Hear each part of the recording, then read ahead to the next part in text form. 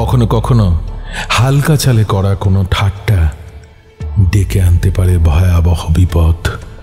তার উপর যদি নিয়তি আমাদের নিয়ে খেলতে চায় এক ভয়ঙ্কর কুৎসিত খেলা, আর নেমে আসে এক নারকীয় অভিশাপ, তার থেকে কি পরিত্রাণ পাওয়া আদৌ সম্ভব? বিভা ক্যাফেতে আজ শুনবেন দীপাঞ্জনা দাশের কলমে এক হাড় হিম করা ভয়ের গল্প, মহাডুংরির মাঠ। আজ শুনবেন দ্বিতীয় তথা অন্তিম পর্ব। গল্প পাঠে অভিষেক।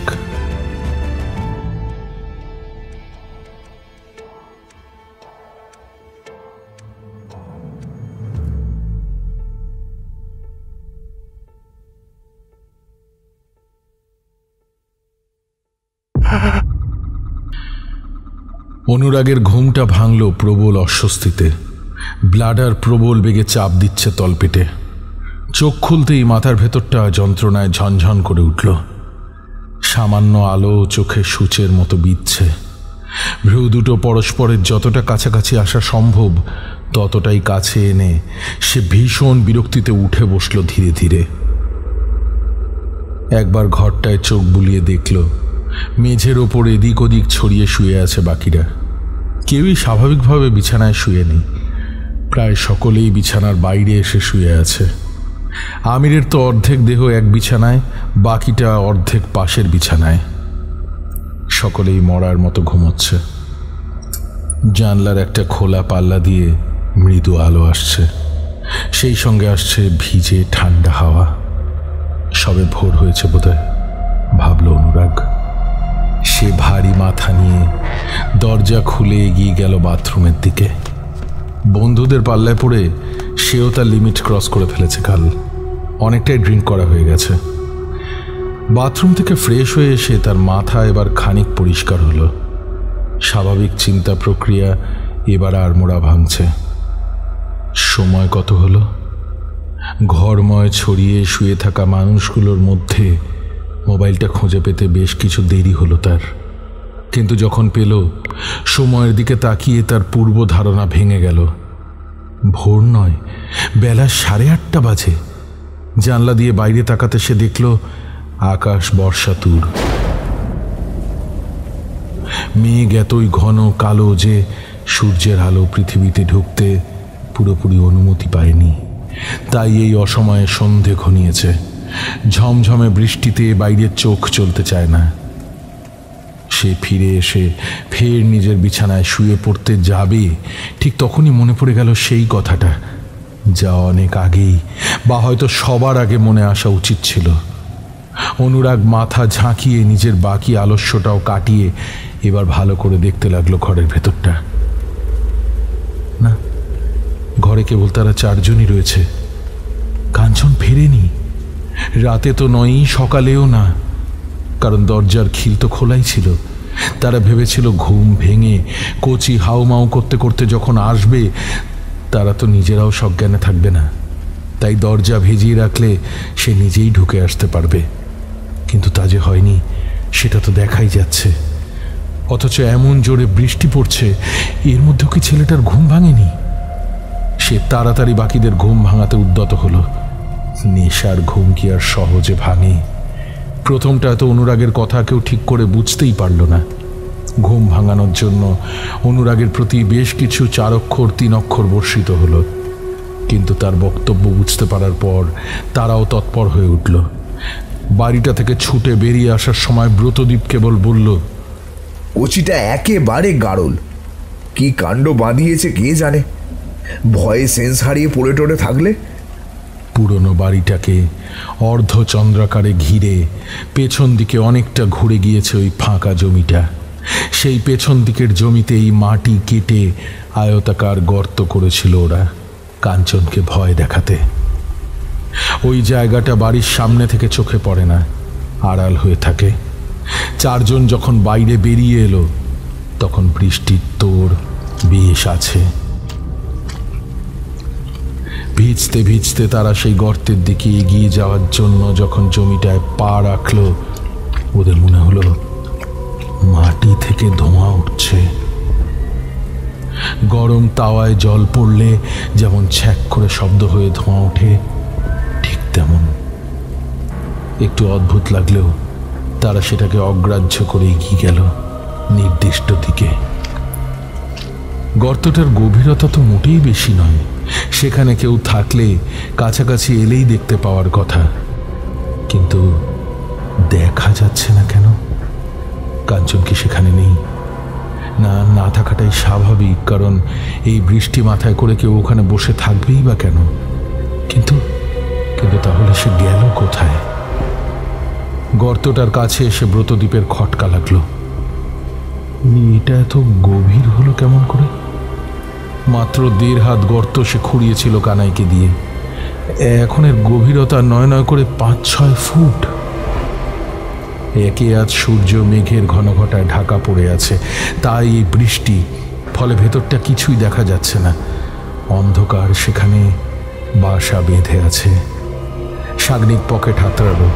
ভাগ্যিস কাল রাত থেকে সেটা পকেটেই রয়ে গিয়েছে। তাড়াতাড়ি বের করে সে ফ্ল্যাশ জ্বালালো। সেই আলো যেন গর্তের ভেতর প্রথমটায় দিশেহারা হয়ে পড়ল।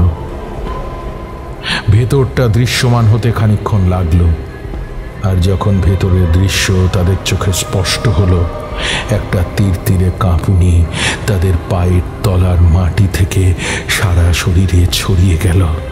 তারা দেখল মাটির 6 ফুট গভীরে উবু হয়ে বসে আছে তাদের বন্ধু কাঞ্চন।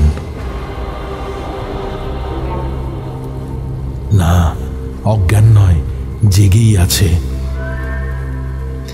গোল গোল চোখে তাকিয়ে আছে তাদের দিকে। গায়ের জামা খুলে সম্পূর্ণ উলঙ্গ হয়ে আছে। মুখে একটা অদ্ভুত কদাকার হাসি।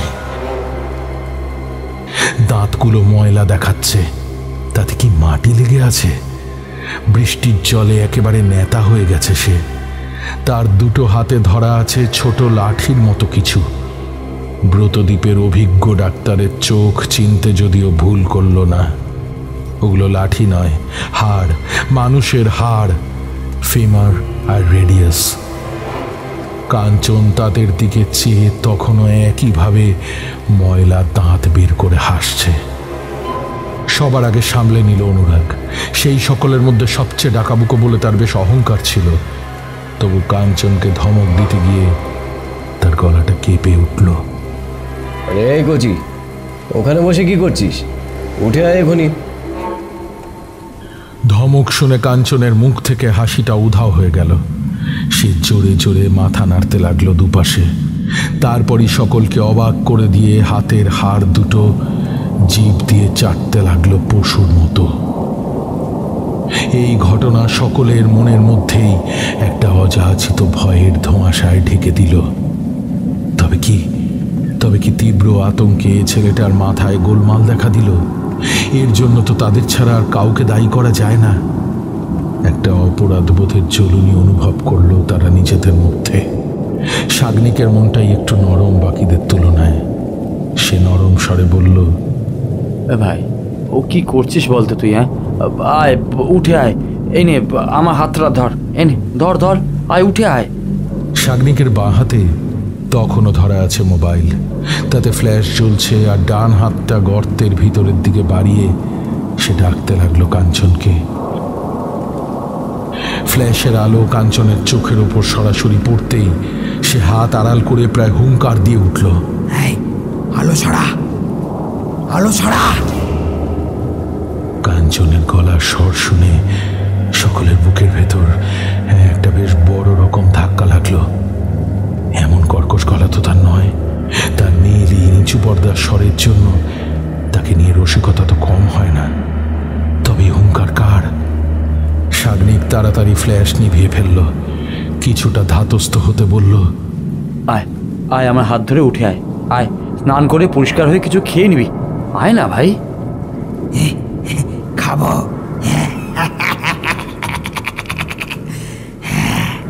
খিদে পেয়েছে আমার,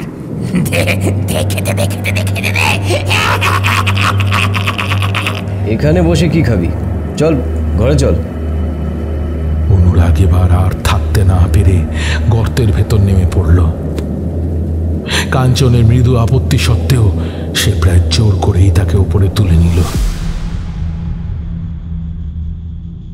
দীপ, কেসটা কি হলো বল দেখি। বুঝতে পারছি না, বোধহয় শখ থেকে এমন হয়েছে।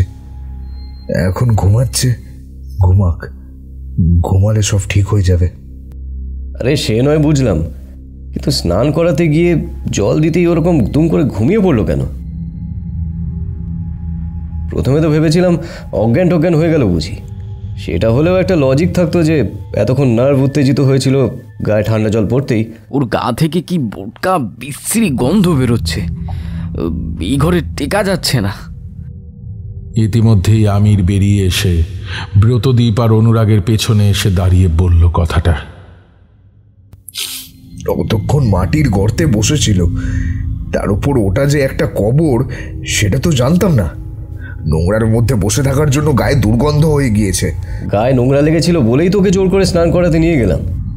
ভালো করে পরিষ্কার করে দেওয়ার পরেও এরকম গন্ধ? আর তোকে কে বলেছিল অত গভীর গর্ত খুঁড়তে? একটুখানি খুঁড়লেই তো হতো। এমন খুঁড়েছিস যে কবরের কঙ্কাল বেরিয়ে গিয়েছে। আরে না, বিশ্বাস কর, আমি ওই 1.5 হাতের মতো মাটি কাটিয়েছিলাম কানাইকে দিয়ে। এত গভীর ওটা মোটেও ছিল না। ওটা ওটা কুচি আরো খুঁড়েছে, খুঁড়ে এতটা গভীর বানিয়েছে যে নিচের কঙ্কাল বেরিয়ে এসেছে। ঠিক ওইখানটাতেই যে একটা কবর আছে সেটা। আর একটা ব্যাপার, কচিকে যখন আমি গর্ত থেকে তুলছিলাম তখন শরীরটা ভীষণ ভারী লাগছিল। ও কিন্তু এত ভারী নয়। এর আগে অনেকবার ওকে কাঁধে টাঁধে তুলে ইয়ার্কি ফাজলামি করেছি। রোগা পটকা ছেলে, বড় জোর 55-56 কেজি হবে, কিন্তু আজ মনে হলো প্রায় প্রায় দ্বিগুণ। আরে ও তো উঠতে চাইছিল না, গাও ছেড়ে দিয়েছিল, তাই ভারী লেগেছিল। ওটা কিছু ব্যাপার না। না রে, তাতে ওজনের এতটা তফাৎ হতে পারে না। আমি বলছি কিছু একটা। অনুরাগের কথা শেষ হওয়ার আগেই যে ঘরে কাঞ্চন ছিল সেই ঘর থেকে তীব্র চিৎকারের আওয়াজ ভেসে আসে। কয়েক মুহূর্ত তারা কিংকর্তব্য বিমূঢ়ের মতো দাঁড়িয়ে রইল, তারপরই ছুটল সেই ঘরের দিকে। ঢুকে তারা অবাক হয়ে দেখল মাটিতে চিত হয়ে পড়ে আছে শাগনিক, আর তার বুকের ওপর উঠে বসে আছে কাঞ্চন। সে প্রাণপণে শাগনিকের গলা চেপে ধরে আছে এমন ভাবে যে তার জিভ বের হয়ে এসেছে অনেকটা, সেই সঙ্গে চোখ হয়ে উঠেছে বিস্ফারিত। তখনই যদি বাকিরা মিলিত প্রচেষ্টায় কাঞ্চনকে ছাড়িয়ে না নিত, তবে কয়েক মুহূর্তের মধ্যে একটা বড় দুর্ঘটনা ঘটে যেত। কাঞ্চন শাগনিকের গলা ছেড়ে ঘরের কোণে উবু হয়ে বসে তখন বাকিদের দিকে তাকিয়ে দুলে চলেছে সামনে পেছনে। সেই সঙ্গে মুখে লেপ্টে রয়েছে এক ক্রূর শয়তানি হাসি।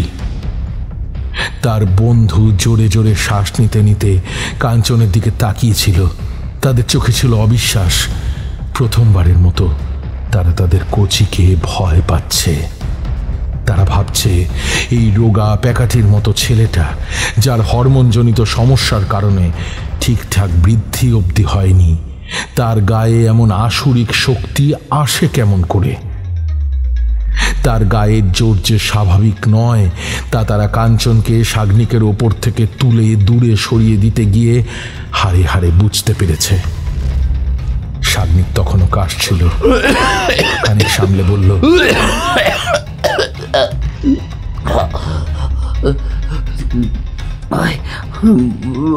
ভাই কচি কিছু একটা হয়েছে। আমি ওর গায়ে জাদু দিতে গিয়েছিলাম, তখন জেগে গেল। বললাম, মজা করেই বললাম, নাঙ্গ পাঙ্গ হয়ে ঘুমাচ্ছিস কেন? ওই জামা পরে নে, না তো গায়ে ঢাকা নে। তখনও কেন এখন আমার ছবি তুলতে ইচ্ছে করছে না? সাপের মতো হিসিসে অথচ কর্কশ স্বরে বলে উঠল কাঞ্চন। এখন সে উঠে দাঁড়িয়েছে। তার পাতলা ফর্সা দেহ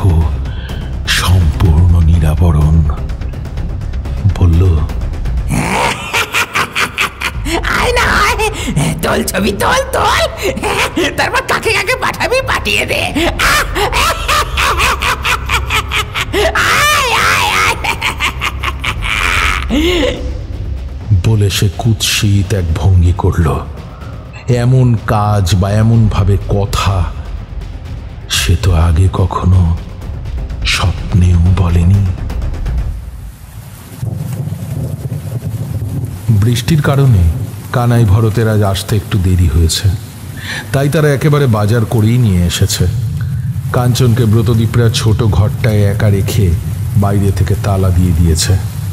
কানাইকে নিয়ে চিন্তা নেই, কিন্তু ভরত যদি জানতে পারে তার বারণ সত্ত্বেও তারা ওই কবরখানার মাঠে গিয়েছিল আর এমন একটা কাণ্ড করেছে যার জন্য কাঞ্চন এমন আচরণ করছে, তবে তারা বিপদে পড়তে পারে। তাই তারা বলে দিয়েছে কোচির যেহেতু ড্রিঙ্ক করা অভ্যেস নেই, তাই একটু বেশি ঘুমোচ্ছে।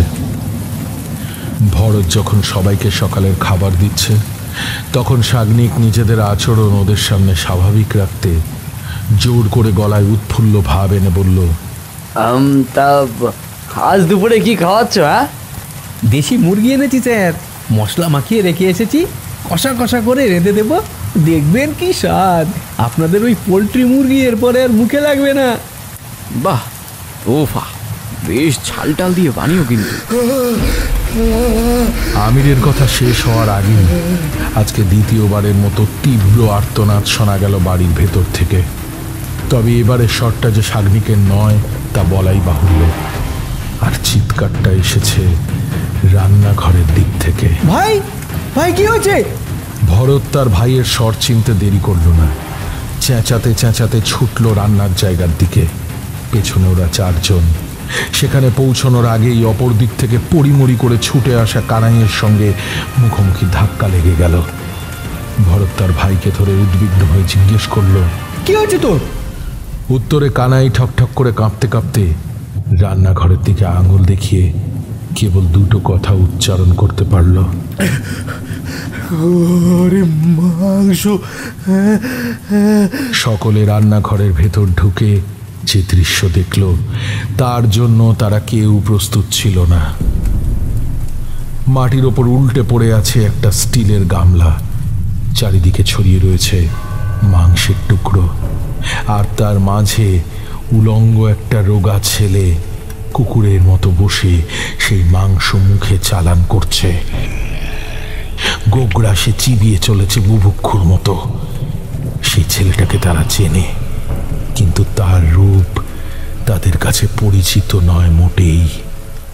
কাঞ্চন, কি কি করছিস তুই? তুই তুই ঘর থেকে বের হলি কি করে?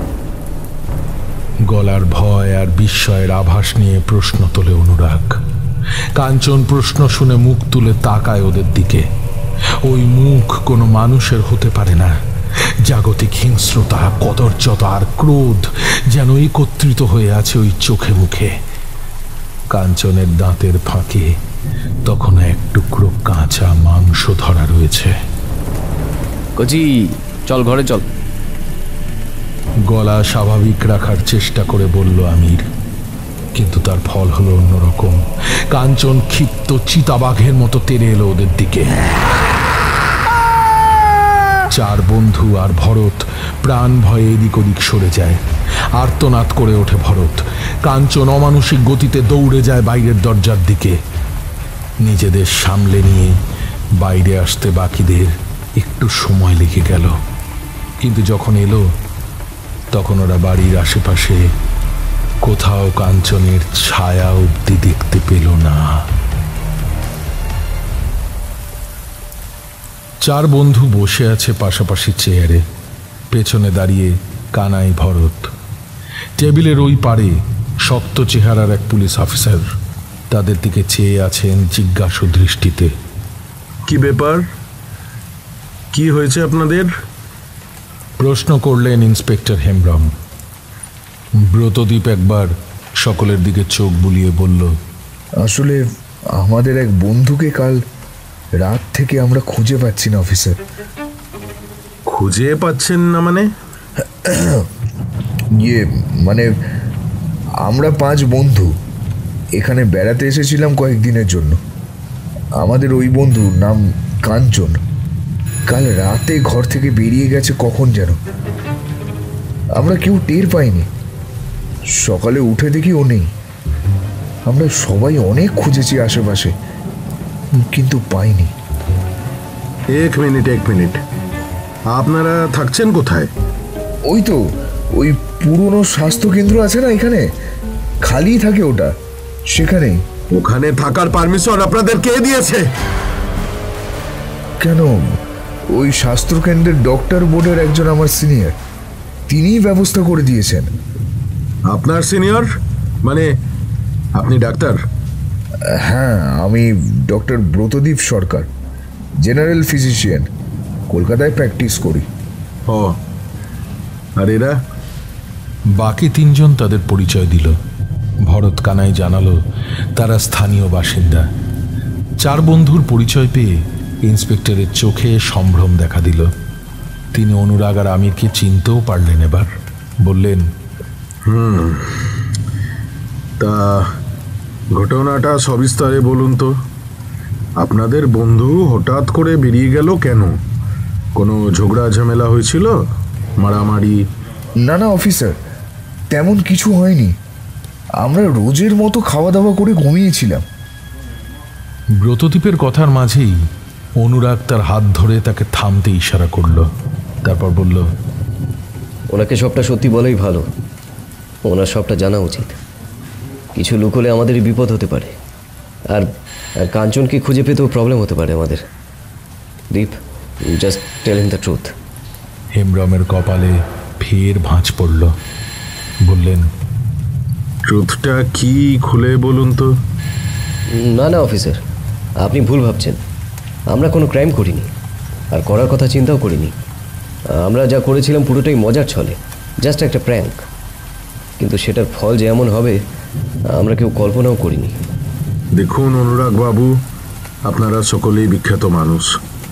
আশা করি আপনারা অন্যায় কিছু করবেন না। তবু যদি তেমন কিছু করে থাকেন, প্লিজ প্লিজ সত্যি কথা বলুন। আমি পুরো ঘটনাটাই শেষ থেকে শুরু পর্যন্ত বলছি অফিসার। আপনার যদি মনে হয় যে আমরা কোনো ক্রাইম করেছি, তবে আমাদের যা কেস দেওয়ার দেবেন, আমরা মাথা পেতে নেব। কিন্তু কাঞ্চনকে খোঁজাটা সবার আগে দরকার। বেশ, শুরু করুন আপনি, আমি শুনছি। অনুরাগ একবার সকলের মুখের দিকে চেয়ে যেন নীরব অনুমতি নিয়ে নিল। তারপর শুরু করলো সেই দিনের ঘটনা, যেদিন তারা এই মহাডুংরি গ্রামে এসেছিল।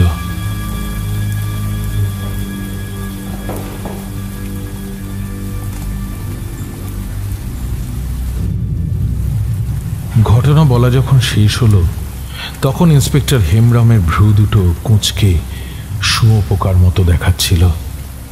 বেশ কিছুক্ষণ কারো মুখে কোনো কথা নেই। থানার ঘরে নীরবতা বিরাজ করছে। তারপর তিনি একটা ঝোড়ো শ্বাস ফেলে বললেন, দেখুন, আপনারা যা করেছেন সেটাকে আইনের চোখে অপরাধ বলা যায় না, আমি জানি। কারণ কোনো নিয়ম ভঙ্গ আপনারা করেননি।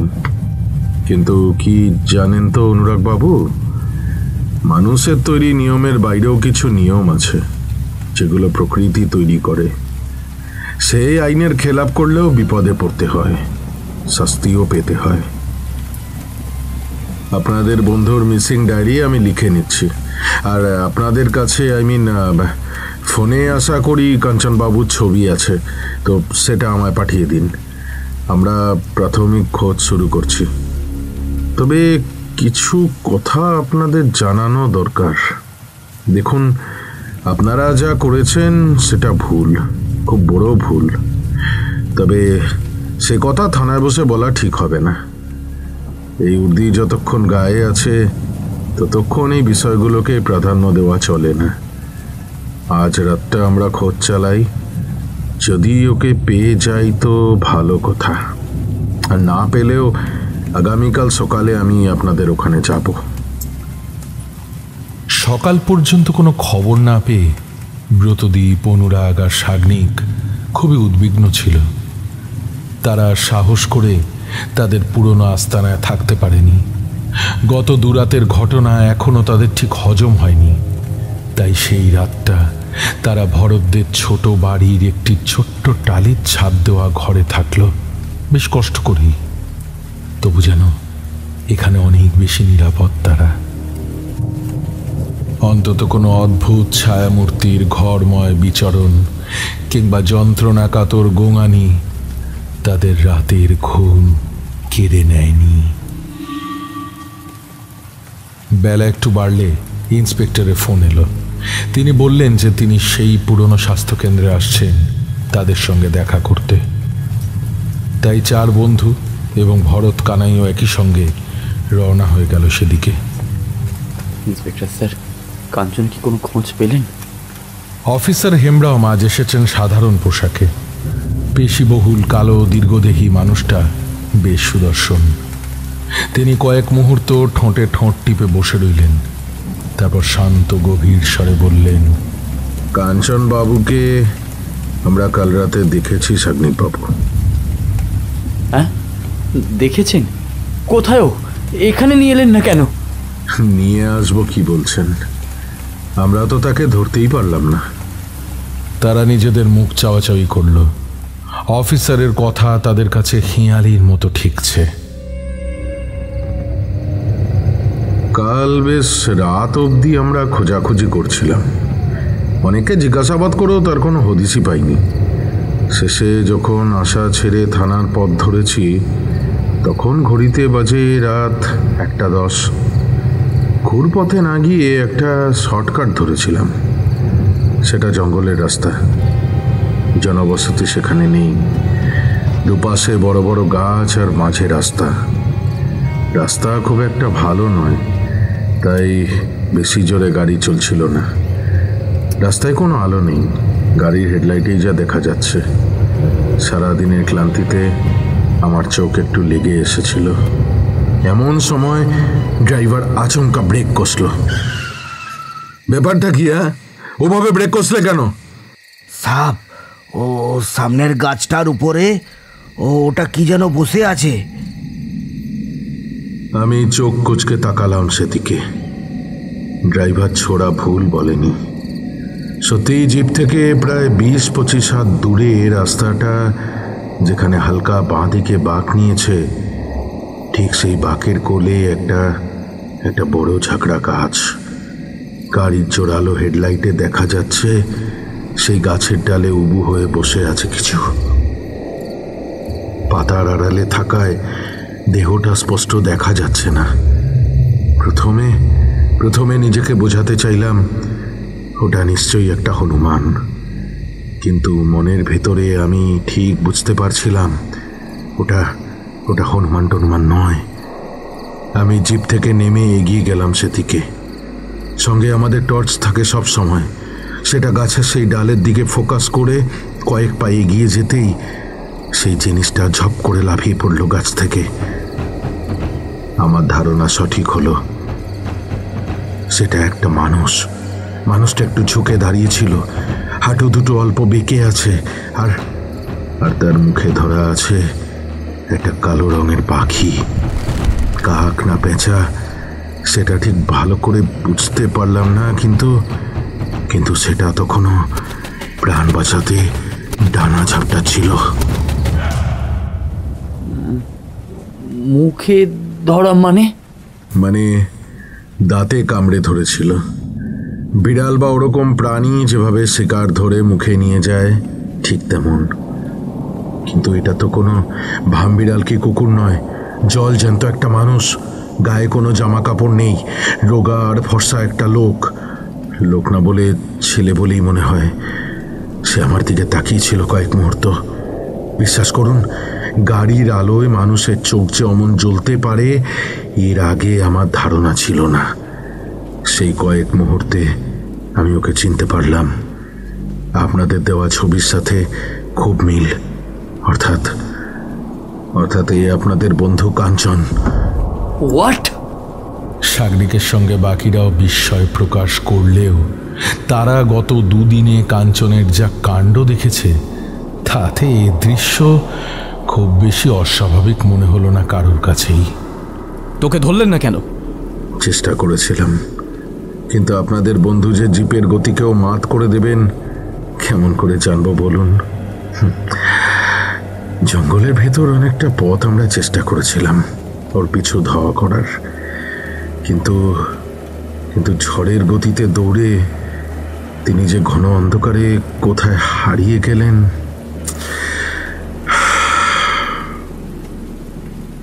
কিছুক্ষণ নীরবতা বিরাজ করল ঘরের বাতাসে।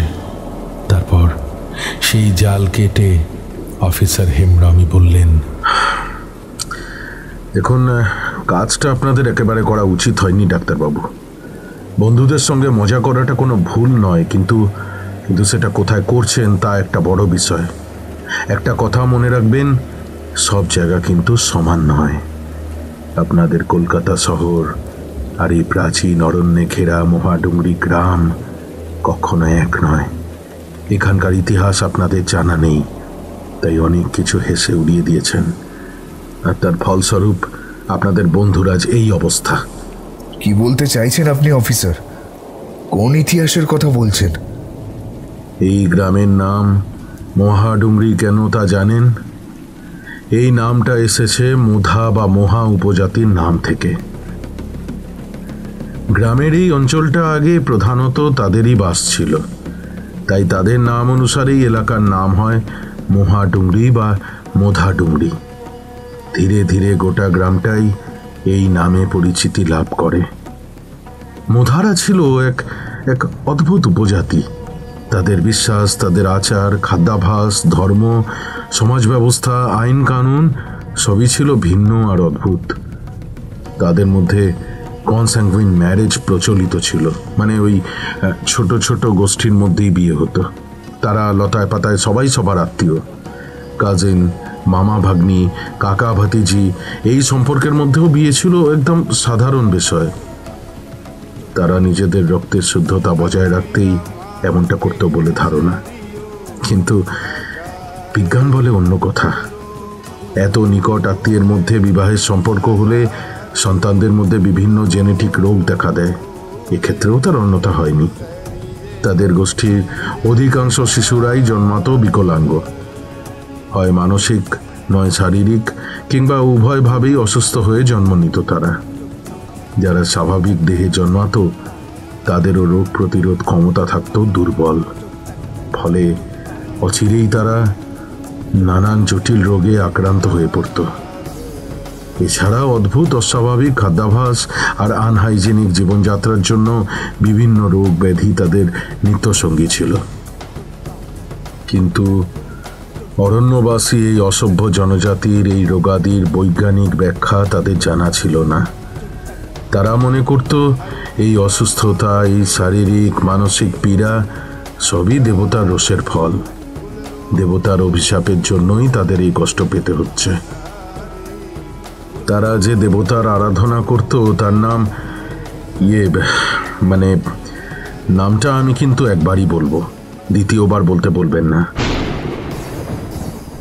তার নাম ছিল মাহোয়া।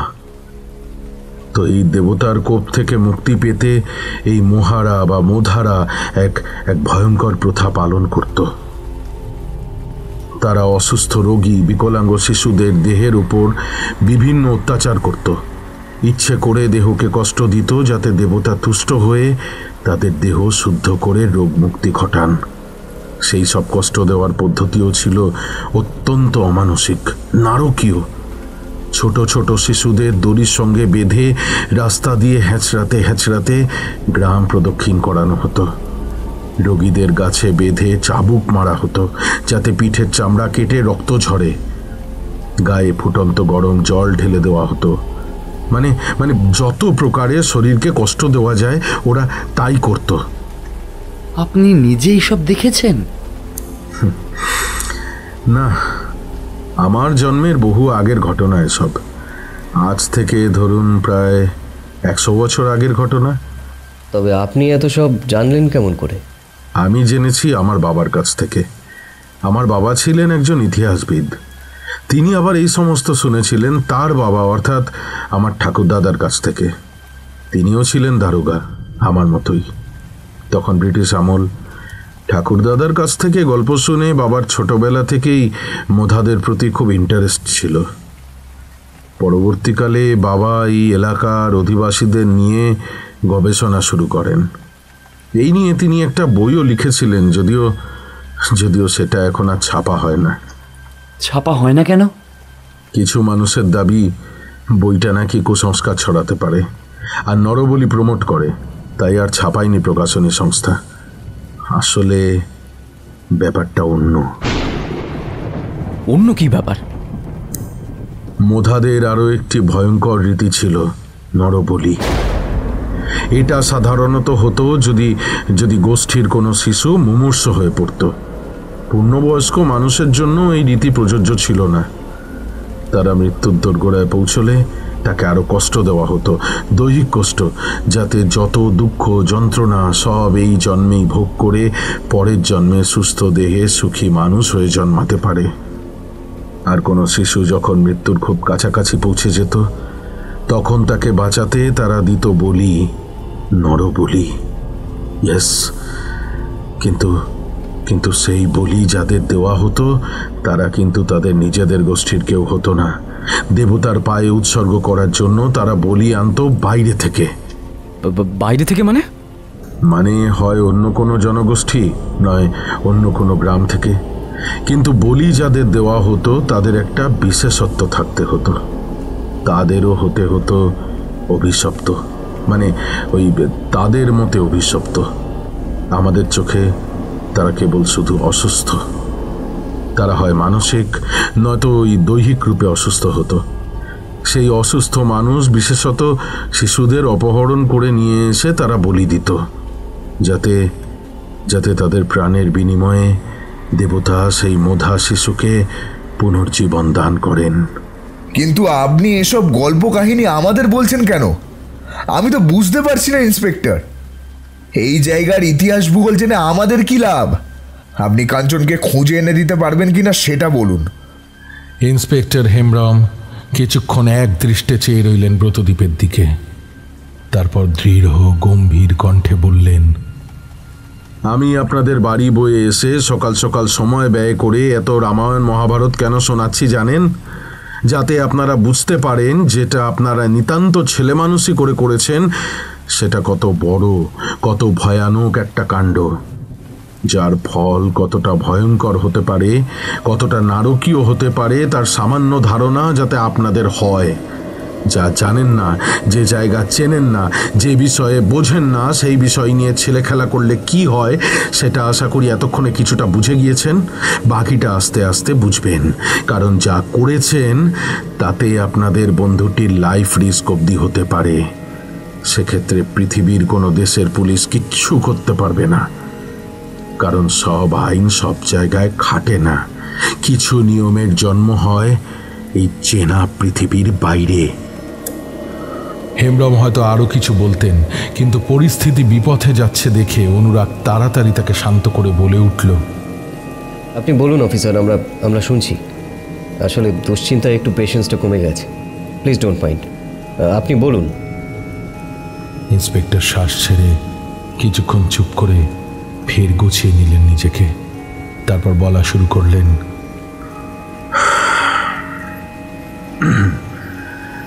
যা বলছিলাম, যে ঘটনাটা এই মহাডুংরির ইতিহাসকে বদলে দিয়েছিল বা বলা ভালো অভিশপ্ত করে দিয়েছিল, তখন আমার ঠাকুরদাদা এই থানারই দারোগা ছিলেন, যেখানে আমি এখন আছি। আগেই বলেছি, সেই সময়টা ছিল ব্রিটিশ আমল।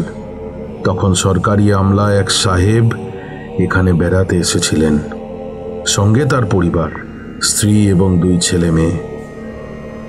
মেয়েটি বড়, ছেলেটি ছোট। তার উদ্দেশ্য ছিল এলাকা পছন্দ হলে জমি কিনে বাগান বাড়ি বানাবেন। তখনই এলাকায় একটি মাত্র সরকারি খরচায় তৈরি ওই কাঠের ছোট বাংলো ছিল, তো সেখানেই তারা সবাই মিলে থাকতে এলেন। বলতে পারেন সেই বাংলোটা কোথায় ছিল? 4 জনে মুখ চাওয়াচাওয়ি করল। এমন কোনো বাংলো এখানে আছে বলে তারা জানে না, শোনেও নি। ঠিক যেখানে এখন এই পুরনো স্বাস্থ্যকেন্দ্রটি রয়েছে সেখানেই। তখনও এই জমি সরকারি সম্পত্তি ছিল, এখনো তাই। সে যাই হোক, মহাদের এলাকাটা ছিল এই ন্যাড়া মাঠের ঠিক উল্টো পারে, অর্থাৎ সাহেবের বাংলো আর মহাদের এলাকার মাঝে ছিল পাশের এই জমিটা। জমিটা অনেকখানি বিস্তৃত হওয়ার কারণে এদিকের লোক দেখতে পেত না ওই প্রান্তে কি আছে। তাই সাহেবও প্রথমে জানতে পারেননি ওদের কথা, কিন্তু যখন জানলেন তখন তার অনেক বড় সর্বনাশ হয়ে গিয়েছে। কেন? সেটাই বলছি এবার। মহাদের যে সর্দার হতো, সে হতো তাদের দেবতার প্রধান পূজারী। একভাবে বলতে গেলে তাকেই গোষ্ঠীর সকলে দেবতার স্বরূপ মানত। তার অবশ্য কিছু নাকি কারণও ছিল। মানে যখন তারা দেবতাকে আহ্বান করত, সেই সর্দারের দেহেই নাকি তার আগমন হতো। তাই বুঝতেই পারছেন মহাদের মধ্যে তাদের সর্দারের আসন বা গুরুত্ব কতখানি ছিল। তো সেই সময়ে যে সর্দার ছিল তার এক ছেলের কি এক মস্ত অসুখ হয়েছিল, জমে মানুষের টানাটানি একেবারে। এবার সর্দারের ছেলে, বুঝতেই পারছেন গুরুতর ব্যাপার, তাকে বাঁচাতেই হবে যে করে হোক। আর তাকে বাঁচানোর উপায় একটাই, অন্য গোষ্ঠী কি গ্রামের কাউকে এনে তাকে দেবতার পায়ে বলি দেওয়া। ও মাই গড! আর বলি তাকেই দিতে হবে যারা নিজেও অভিশপ্ত, যারা শারীরিক বা মানসিকভাবে অসুস্থ। কিন্তু তেমন মানুষ পাওয়া যাবে কোথায়? যখন এই খোঁজি করছে মোধারা, ঠিক সেই সময় গ্রামে আগমন ঘটে সেই সাহেবের। হারপার অ্যালেন, তার 2 ছেলে মেয়ের মধ্যে ছেলেটি ছিল জটিল হার্টের অসুখ। মূলত তার জন্যই সাহেব শ্যামলে ঘেরা টাটকা বাতাসযুক্ত এই গ্রামে বাড়ি করার কথা ভাবছিলেন। সেই ছেলেটি অসুস্থতার কারণে স্বাভাবিক শিশুদের মতো দৌড়ঝাঁপ করতে পারত না। ওদিকে সর্দারের ছেলেরও বয়স প্রায় সাহেবের ছেলেরই সমান হবে। উপরন্তু তার অসুখটাও নাকি বুকে। তারা তো আর শহরের বড় ডাক্তারকে দিয়ে ডায়াগনোসিস করায়নি, তাই হার্টের অসুখ কিনা তাদের জানার কথা নয়। তাদের কাছে গোটাটাই দেবতার কোপ। তাই সব দিক দিয়ে বিচার করলে এর থেকে সঠিক বলি আর হয় না। মানে হারপার সাহেবের ছেলেকে বলি দিয়ে দিল মেধারা? দিল। মোধারা যেমন গোড়া ছিল তেমনই ছিল একরোখা। তারা তাদের নিজেদের গোষ্ঠীর বাইরে দুনিয়ার কোনো খবর রাখত না, কারো ধার ধারত না। বাইরের পৃথিবী থেকে তারা ছিল সম্পূর্ণ বিচ্ছিন্ন। কিন্তু ওরা সাহেবের ছেলের নাগাল পেল কেমন করে? খুব সহজে। একদিন ছেলেটি তার দিদির সঙ্গে বাগানে বসে খেলছিল। সাহেব মেম দুজনেই ভেতরের ঘরে। সেই সময় ছেলেটিকে আঘাত করে বেহুশ করে দিয়ে অসুস্থ ছেলেটিকে নিয়ে তারা পালিয়ে আসে। যতক্ষণে সাহেব খোঁজ পেয়েছে ততক্ষণে যা হবার তা হয়ে গেছে। তারপর সেই সাহেব কোনো অ্যাকশন নেননি? যা অ্যাকশন নিয়েছিলেন তারই ফল আজও ভোগ করছে মহাডুঙ্গি। একই কারণে আজ আপনাদের বন্ধুর অমন দশা। আপনাদের জীবনেও তার প্রভাব পড়বে নিশ্চিত। হয়তো হয়তো পড়েও গিয়েছে। মানে কি করেছিলেন সেই ব্রিটিশ আমলা? হারপার সাহেবের ক্ষমতা ছিল অনেক, আর যা ছিল তার নাম টাকা। ফলে তার হুকুম তামিল করার লোকের অভাব হয়নি। ওদিকে মোধারা সাহসী, একগুঁয়ে আর ঐক্যবদ্ধ হলে কি হবে, তারা ছিল সংখ্যায় কম। অস্ত্র চালনায় তারা পারদর্শী হলেও তীর, ধনুক আর লাঠি দিয়ে তো আর বন্দুকের সঙ্গে জেতা যায় না। ফলে যা হবার তাই হলো। মাত্র দিন কয়েকের মধ্যেই মোধাদের একজন বাদে সকলকে বন্দি করে আনা হলো ওই হারপার সাহেবের কাছে। একজন বাদে? কাকে আনা হয়নি? সর্দারের সেই অসুস্থ ছেলে, যার জন্য সাহেবের ছেলেকে বলি দেওয়া হয়েছিল। যখন সকলকে বন্দি করা হচ্ছিল তখন অবধারিতভাবেই বলপ্রয়োগ হয়েছিল ওই মোধাদের ওপর। সেই ছেলেটি তো এমনিতেই মৃত্যুশয্যায় ছিল, তাই তার উপর একটু জোর খাটাতে যেতেই সে আর সহ্য করতে পারেনি। মারা গিয়েছিল, আর যার হাতে সে মারা গিয়েছিল তিনি ছিলেন, আজ বলতে আমার লজ্জা করে, তিনি ছিলেন আমারই পিতামহ। ও মাই গড! আজ এটা ভাবলে আমার লজ্জা করে বটে, কিন্তু সেই সময়ই কাজের জন্য তিনি সাহেবের কাছে প্রশংসিত এবং পুরস্কৃত হয়েছিলেন।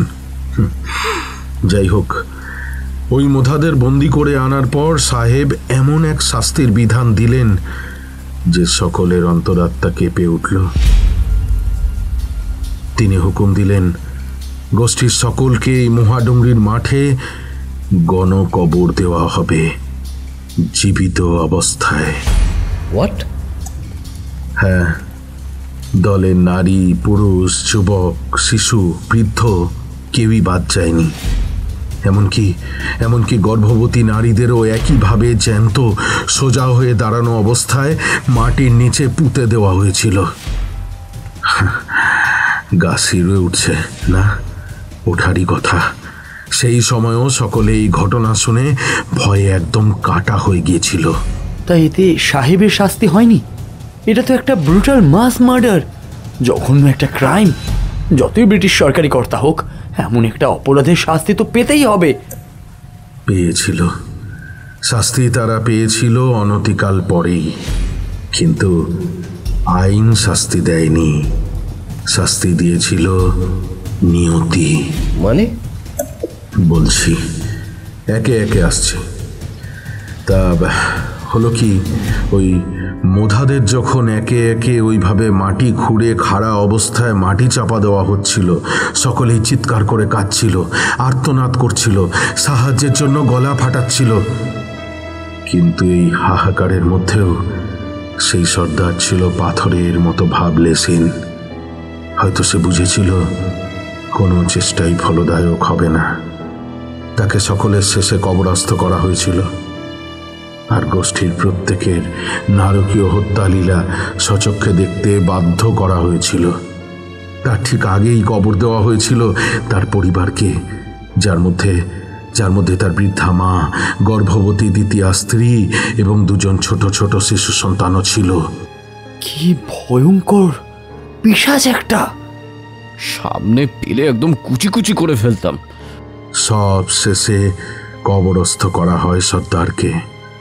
মাটিতে খোঁড়া গভীর গর্তের ভেতর দাঁড়িয়ে আছে মোধা সর্দার, বাইরে দাঁড়িয়ে আছেন হারপার সাহেব, আর তার পাশে সামান্য পেছনে দাঁড়িয়ে আমার ঠাকুরদা। এতক্ষণে বাকি মোধাদের মাটি চাপা দিয়েছে কর্মচারীরা, কিন্তু সর্দারের ওপরেই যেহেতু সাহেবের সব চাইতে রোষ, তাই তার গায়ে মাটি সাহেব নিজেই ফেলবেন বলে ঘোষণা করলেন। পুরো ঘটনা পাশে দাঁড়িয়ে প্রত্যক্ষ করলেন আমার পিতামহ। যখন সাহেব মোধা সর্দারের ওপর মাটি ফেলছেন, তখন সে পলকহীন চোখে তাকিয়েছিল সাহেবের দিকে। তার চোখ তখন থকথক করে জ্বলছে যেন। এক সময় সে শীতল অথচ ত্রাস জাগানো কণ্ঠে বলে উঠল, বিদেশি, তুই যাদের শেষ করে দিচ্ছিস বলে মনে করছিস, তারা কখনোই সম্পূর্ণ শেষ হবে না। আমাদের রক্তের বীজ নিয়ে একদিন একজন ফিরবে, ঠিক ফিরবে। 1 বছর, 10 বছর, 100 বছর পরে হলেও সে ফিরবে। আর সেদিন ফিরবেন দেবতা মাহুয়া। তবে ফেরার আগে ঠিক ততগুলো বলি নেবেন যতজন মোধাকে আজ তুই হত্যা করলি, আর সেই বলিতে তিনি খিদে নিবারণ করবেন। আর ফিরবেন আমাদেরই এক বংশের হাত ধরে। তখন তার সঙ্গে থাকবে 4 জন অনুচর। আবারও গড়ে উঠবে এই গোষ্ঠী, বিস্তার ঘটবে এই অভিশাপের। মোধারা আবার ফিরবে এখানেই, দেবতা আবার জেগে উঠবেন। যতদিন তা না হচ্ছে, এই মাঠ থাকবে অভিশপ্ত। এই জমির সংস্পর্শে যে আসবে তাকেই দেবতা তার ক্রোধা নলে দগ্ধ করবেন।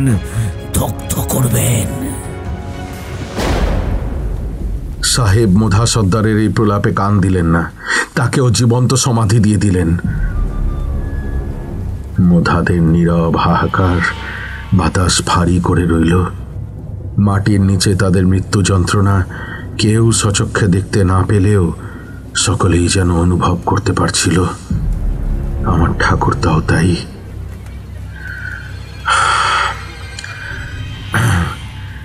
এর ঠিক 3 দিনের মাথায় ঘটে এক অদ্ভুত ঘটনা। সাহেব এবং মেম তাদের মেয়েকে নিয়ে ওই রাতের পরেই ফিরে গিয়েছিলেন কলকাতায়, কিন্তু দূরে পালিয়ে গিয়েও নিয়তিকে ফাঁকি দিতে পারেননি তারা। দুজনকেই তাদের বিছানায় প্রাণহীন অবস্থায় আবিষ্কার করে তাদের বাড়ির পরিচারিকা। সাহেব মেমের চোখ ছিল বিস্ফারিত, দেখে মনে হচ্ছিল যেন কিছু দেখে অমানসিক ভয় পেয়ে তাদের হৃদস্পন্দন থেমে গিয়েছে। সেই সঙ্গে তাদের একমাত্র মেয়েটি বদ্ধ উন্মাদ হয়ে অর্ধ উলঙ্গ অবস্থায় দৌড়ে বেড়াচ্ছিল বাড়িময়। সেই একই রাতে সেই প্রত্যেকটি মানুষের ঠিক একই অবস্থা হয়েছিল যারা টাকার লোভে হারপা সাহেবের হুকুম তামিল করেছিল এবং সঙ্গে থেকে ওই নারকীয় দৃশ্য বিনা প্রতিবাদে প্রত্যক্ষ করেছিল। এমনকি আমার ঠাকুরদার অবস্থাও হয়েছিল একই রকম। রাতে খাবার পর বই পড়ার অভ্যেস ছিল তার। সেই পড়ার টেবিলে বইয়ের ওপরেই মুখ গুজে নিথর দেহটা পড়েছিল তার। মুখ হা হয়েছিল আর চোখ আতঙ্কে ঠিকরে বেরোচ্ছে কোটর থেকে।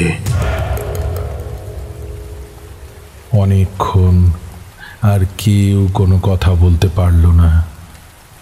ইন্সপেক্টর নিজেই নীরবতা ছিন্ন করে বললেন, ওই ভয়ঙ্কর ঘটনার আগে এই মহাডুংরির মাঠ এখনকার মতো ছিল না। তাতে ঘাস জন্মাতো, খুব উর্বর না হলেও গাছটা ছিল। কিন্তু ওই রাতের পর মাঠের সব ঘাস শুকিয়ে একদম খড় হয়ে গেল। সমস্ত গাছ মরে গিয়ে জমিটা মরুভূমির মতো শুষ্ক ধূসর হয়ে গেল। মাঠের ঠিক মাঝামাঝি জায়গায় শুধু একটা বড় গাছের কঙ্কাল জেগে রইল। সেই গাছে অনেক নিয়ম পালন করত মোধারা তাদের দেবতাকে খুশি করতে। লোকে বলে সেই শুকনো মরা গাছটা নাকি এক স্থানে স্থির থাকে না, জায়গা পরিবর্তন করে, কখনো কখনো মানুষকে অনুসরণ করে সঙ্গে সঙ্গে চলে। সেদিকে এক দৃষ্টে তাকিয়ে থাকলে নাকি কাদের দেখতে পাওয়া যায় গাছের আশেপাশে। আর সেই অভিশাপ কিন্তু আমার পিতামহর প্রাণ নিয়েই ক্ষান্ত হয়নি। সেই নারকীয় অপরাধের কর্মফল আজও আমাদের পরিবার বয়ে বেড়াচ্ছে। সেটা কেমন? আমার ঠাকুরদা যখন মারা গিয়েছিলেন তখন তার বয়স ছিল এই 42 থেকে 45-এর মধ্যে। আজও আমাদের পরিবারের সকলে, সে ছেলে হোক কি মেয়ে, 45 বছর বয়স হবার আগেই পাগল হয়ে যায়। হঠাৎ করেই, বলা যায় রাতারাতি। আর উন্মাদ অবস্থায় অধিকাংশ মানুষই বিচিত্র কায়দায় আত্মহনন করেছিলেন। আমার ঠাকুরদাদার 2 ভাই, 1 বোন, আমার বাবা, পিসি, ছোট কাকা সকলেরই ওই একই পরিণতি হয়েছে। একমাত্র আমার পিসি বাদে সকলেই আত্মহত্যা করেছেন। পিসি করতে পারেননি কারণ তাকে শেকল দিয়ে ঘরে বেঁধে রাখা হতো। আমার নিজের দাদা গত 5 বছর ধরে মানসিক আবাসনে রয়েছেন। আর সেই হিসেব অনুযায়ী আমার হাতে এখন সময় আছে মাত্র 2-3 বছর। আচ্ছা অফিসার, আপনি যে বললেন সেই সর্দার বলে গিয়েছিল যে ওই মাঠের সংস্পর্শে যে আসবে তাকেই দেবতা শাপ দেবে, তবে সেটাই তো আমি বলতে চাইছি, সেটা বোঝাবার জন্যই তো এত বড় কাহিনীটা আপনাদের শোনালাম। যে জমিতে পা রাখলেই মানুষের জীবনে চরম দুর্ভোগ নেমে আসে, সেই জমিতে গর্ত করে একটা কবরের উপরেই আপনাদের বন্ধুকে আপনারা শুইয়ে রেখে দিয়েছিলেন। হ্যাঁ, তবে বুঝতে পারছেন কাঞ্চনবাবুর কি অবস্থা হয়েছে এবং কেন হয়েছে? মানে আপনি বলতে চাইছেন কাঞ্চন ওই দেবতা বা মোধা সর্দারের অভিশাপের কারণে এমন হয়েছে? বলতে চাইছি নয়, বলছি অনেক বড় সর্বনাশ ডেকে এনেছেন আপনারা না জেনেই। এই দেবতা কি যেন নাম বলেন? নাম নেবেন না, নাম নেবেন না, শুধু দেবতা বলুন। ও হ্যাঁ হ্যাঁ, মানে এই দেবতার কথা বা নাম তো আগে কখনো কোথাও শুনিনি। কারণ এই দেবতা ঠিক দেবতা নয়, উপদেবতা। অনেকের মতে আবার অপদেবতা। আমার বাবারও তাই ধারণা ছিল। এর উপাসনা এই মহা জনজাতি ছাড়া আর কেউ করে বলে জানা যায় না, তাই কেউ এর নাম শোনেনি। অপদেবতা? এরা অপদেবতার পুজো করত? হ্যাঁ, নইলে কোন দেবতার পুজো এমন নৃশংস হয় বলুন না? কথিত আছে এই অপদেবতা নাকি চোখেও দেখে না, কানেও শোনে না, আর কথাও বলে না। এমনকি তার নিজে থেকে কোথাও যাওয়ারও ক্ষমতা নেই। তাকে মোধা গোষ্ঠীর প্রধান নিজের সঙ্গে করে নিয়ে ফিরত, দেবতার প্রতিনিধিত্ব করত, অর্থাৎ তার হয়ে শুনত, দেখত আর কথা বলতো। ওই উপদেবতা কেবল অনুভব করে মানুষের যন্ত্রণা, দুর্ভোগ আর কষ্ট। তাই নিজেদের দেহকে কষ্ট দিয়ে যন্ত্রণার ভাষাতেই তারা আরাধনা করতে থাকে। আর তিনিও শাস্তি দেন, বা বলা ভালো ভক্তদের সঙ্গে যোগাযোগ করেন, নিজের উপস্থিতি জানান দেন ওই যন্ত্রণার মধ্য দিয়েই। সেসব তো নয় বুঝলাম অফিসার, কিন্তু কাঞ্চনকে উদ্ধার করব কেমন করে? ওর এই অবস্থা থেকে ওকে বের করব কেমন করে আমরা? এর তো কিছু উপায় নিশ্চয়ই আছে। এই অভিশাপ থেকে মুক্তির উপায় একটাই, হয় নিজেকে এমন কষ্ট দাও পরের জন্মে এমনভাবে যাতে আর জন্মাতে না হয়, নয়তো যদি এই জন্মেই সুস্থ দেহ চাও তবে বলি দাও।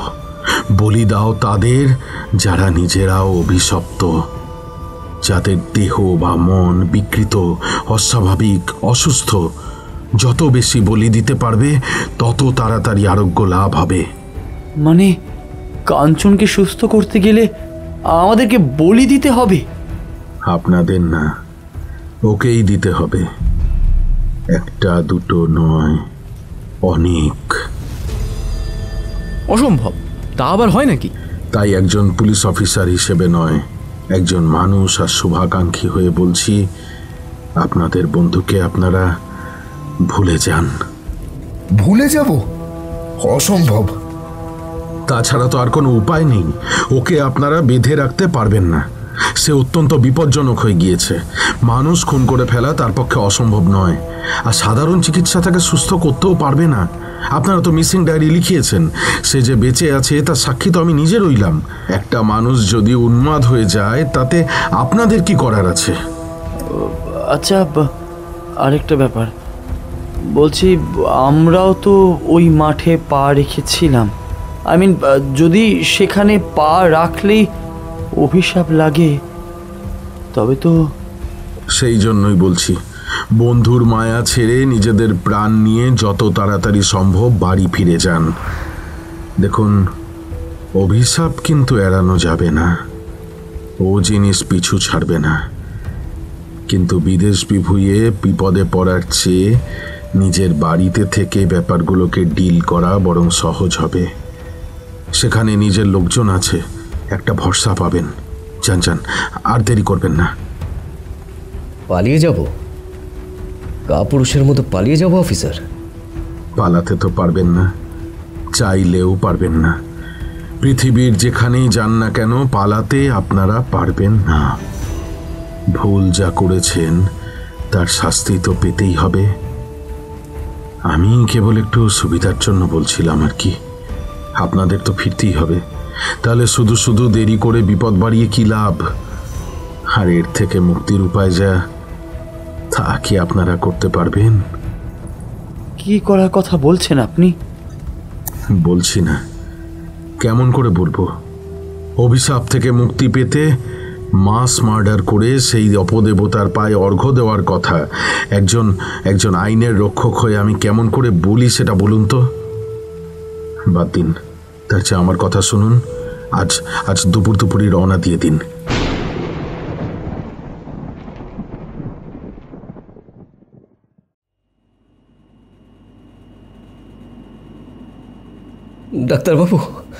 ডাক্তারবাবু প্লিজ আমায় বাঁচান। আমার পুরো কেরিয়ার নষ্ট হয়ে যাবে। আমার ছোটবেলার স্বপ্ন, এতদিনের পরিশ্রম, ত্যাগ, অর্জিত যশ, খ্যাতি, মান সব ধুলোয় মিশে যাবে ডাক্তারবাবু। আর আমার টিম, আমার ক্লাবকে আমি কি জবাব দেব বলুন তো? কিছু একটা করুন ডক্টর। আমার যে সব শেষ হয়ে যাচ্ছে, সব শেষ হয়ে যাবে। Please doctor, please. Doctor Debtanay বিশ্বাস তার রোগীর কাঁধে হাত রেখে তার মনোবল বাড়াতে চেষ্টা করেন, কিন্তু মুখে কোনো আশ্বাসবাণী তার জোগায় না। কারণ তিনি যত না দুঃখিত, তার চেয়েও বেশি অবাক হয়েছেন। ও কি প্রপার ডায়েট ফলো করছে না পান্নাদা? ডক্টর বিশ্বাস প্রশ্নটা করলেন চেয়ারে আসীন কোচ পান্নালাল বারিককে। তাদের অনেক দিনের পরিচয় সূত্রে তিনি পান্নাদা বলেই ডাকেন। পান্নালাল বাবু অত্যন্ত চিন্তিত, বিব্রত মুখে বসেছিলেন।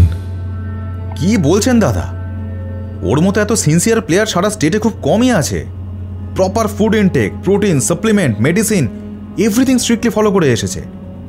একদিনের জন্য ওকে ইনডিসিপ্লিনড হতে দেখিনি। আর এর আগের দিন যখন এসেছিলাম আপনি বললেন ক্যালসিয়াম ইনটেক বাড়াতে, তাও করেছিল। কিন্তু ফোঁস করে একটা ঝোড়ো শ্বাস ছেড়ে তিনি তাকালেন হুইল চেয়ারে বসে থাকা সুঠাম চেহারার ছেলেটার দিকে। তখনও মুখে হাত রেখে ফোঁপাচ্ছে সে।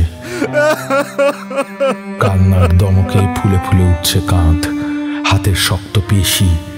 কিন্তু ছেলেটার দুটো পায়েই হাঁটুর ওপর থেকে একেবারে পায়ের আঙুল পর্যন্ত সাদা প্লাস্টার মোড়া। মনটা হু হু করে উঠল পান্নালাল বাবুর।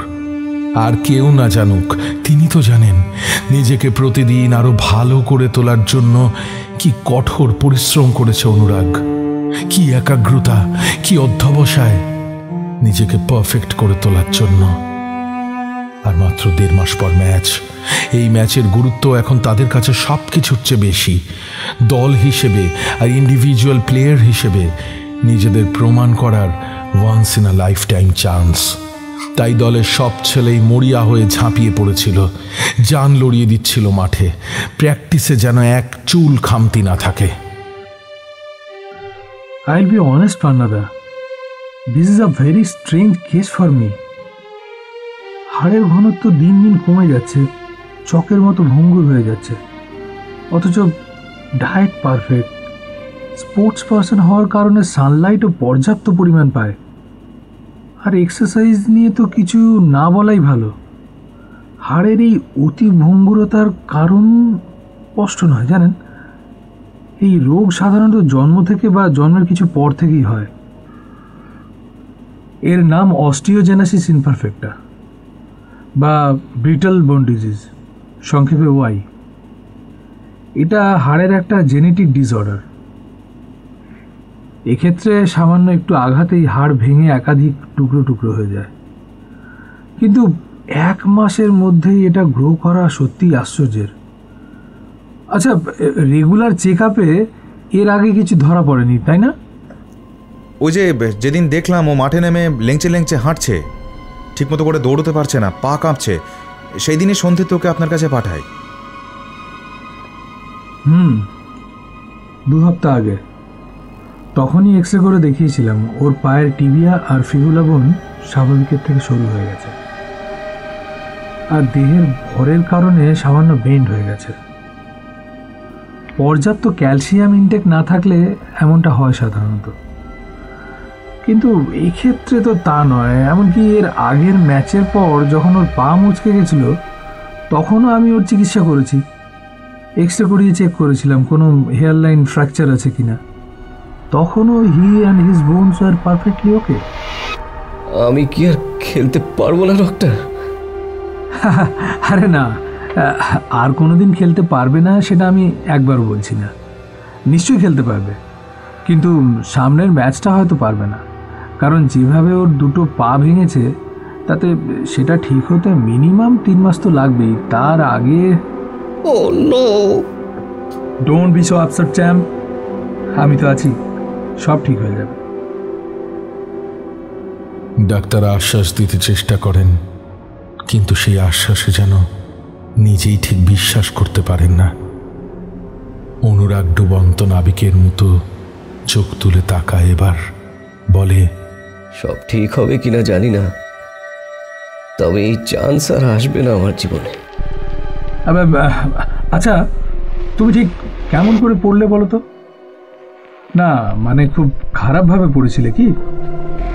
না ডাক্তার, আমি আরেকজন প্লেয়ারের পা থেকে বল নিয়ে ড্রিবল করতে করতে এগোচ্ছিলাম পোস্টের দিকে। তখনই পায়ের হাড়ে ভীষণ ব্যথা টের পাই, কিন্তু আমি পাত্তা দিইনি। দাঁতে দাঁত চেপে পোস্টের ডান দিক থেকে মুহূর্তে হিসেব করে সজোরে কিক মারলাম। আর ঠিক তখনই দেখলাম একটা লোক দাঁড়িয়ে আছে গোল পোস্টের ঠিক পেছনে।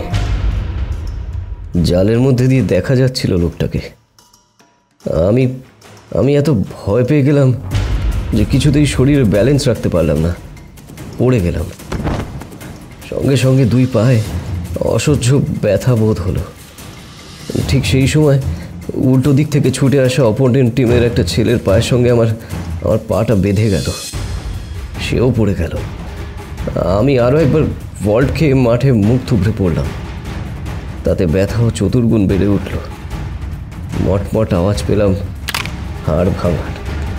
অপোনেন্ট প্লেয়ারের পা কি খুব জোরে আঘাত করেছিল তোমার পায়ে?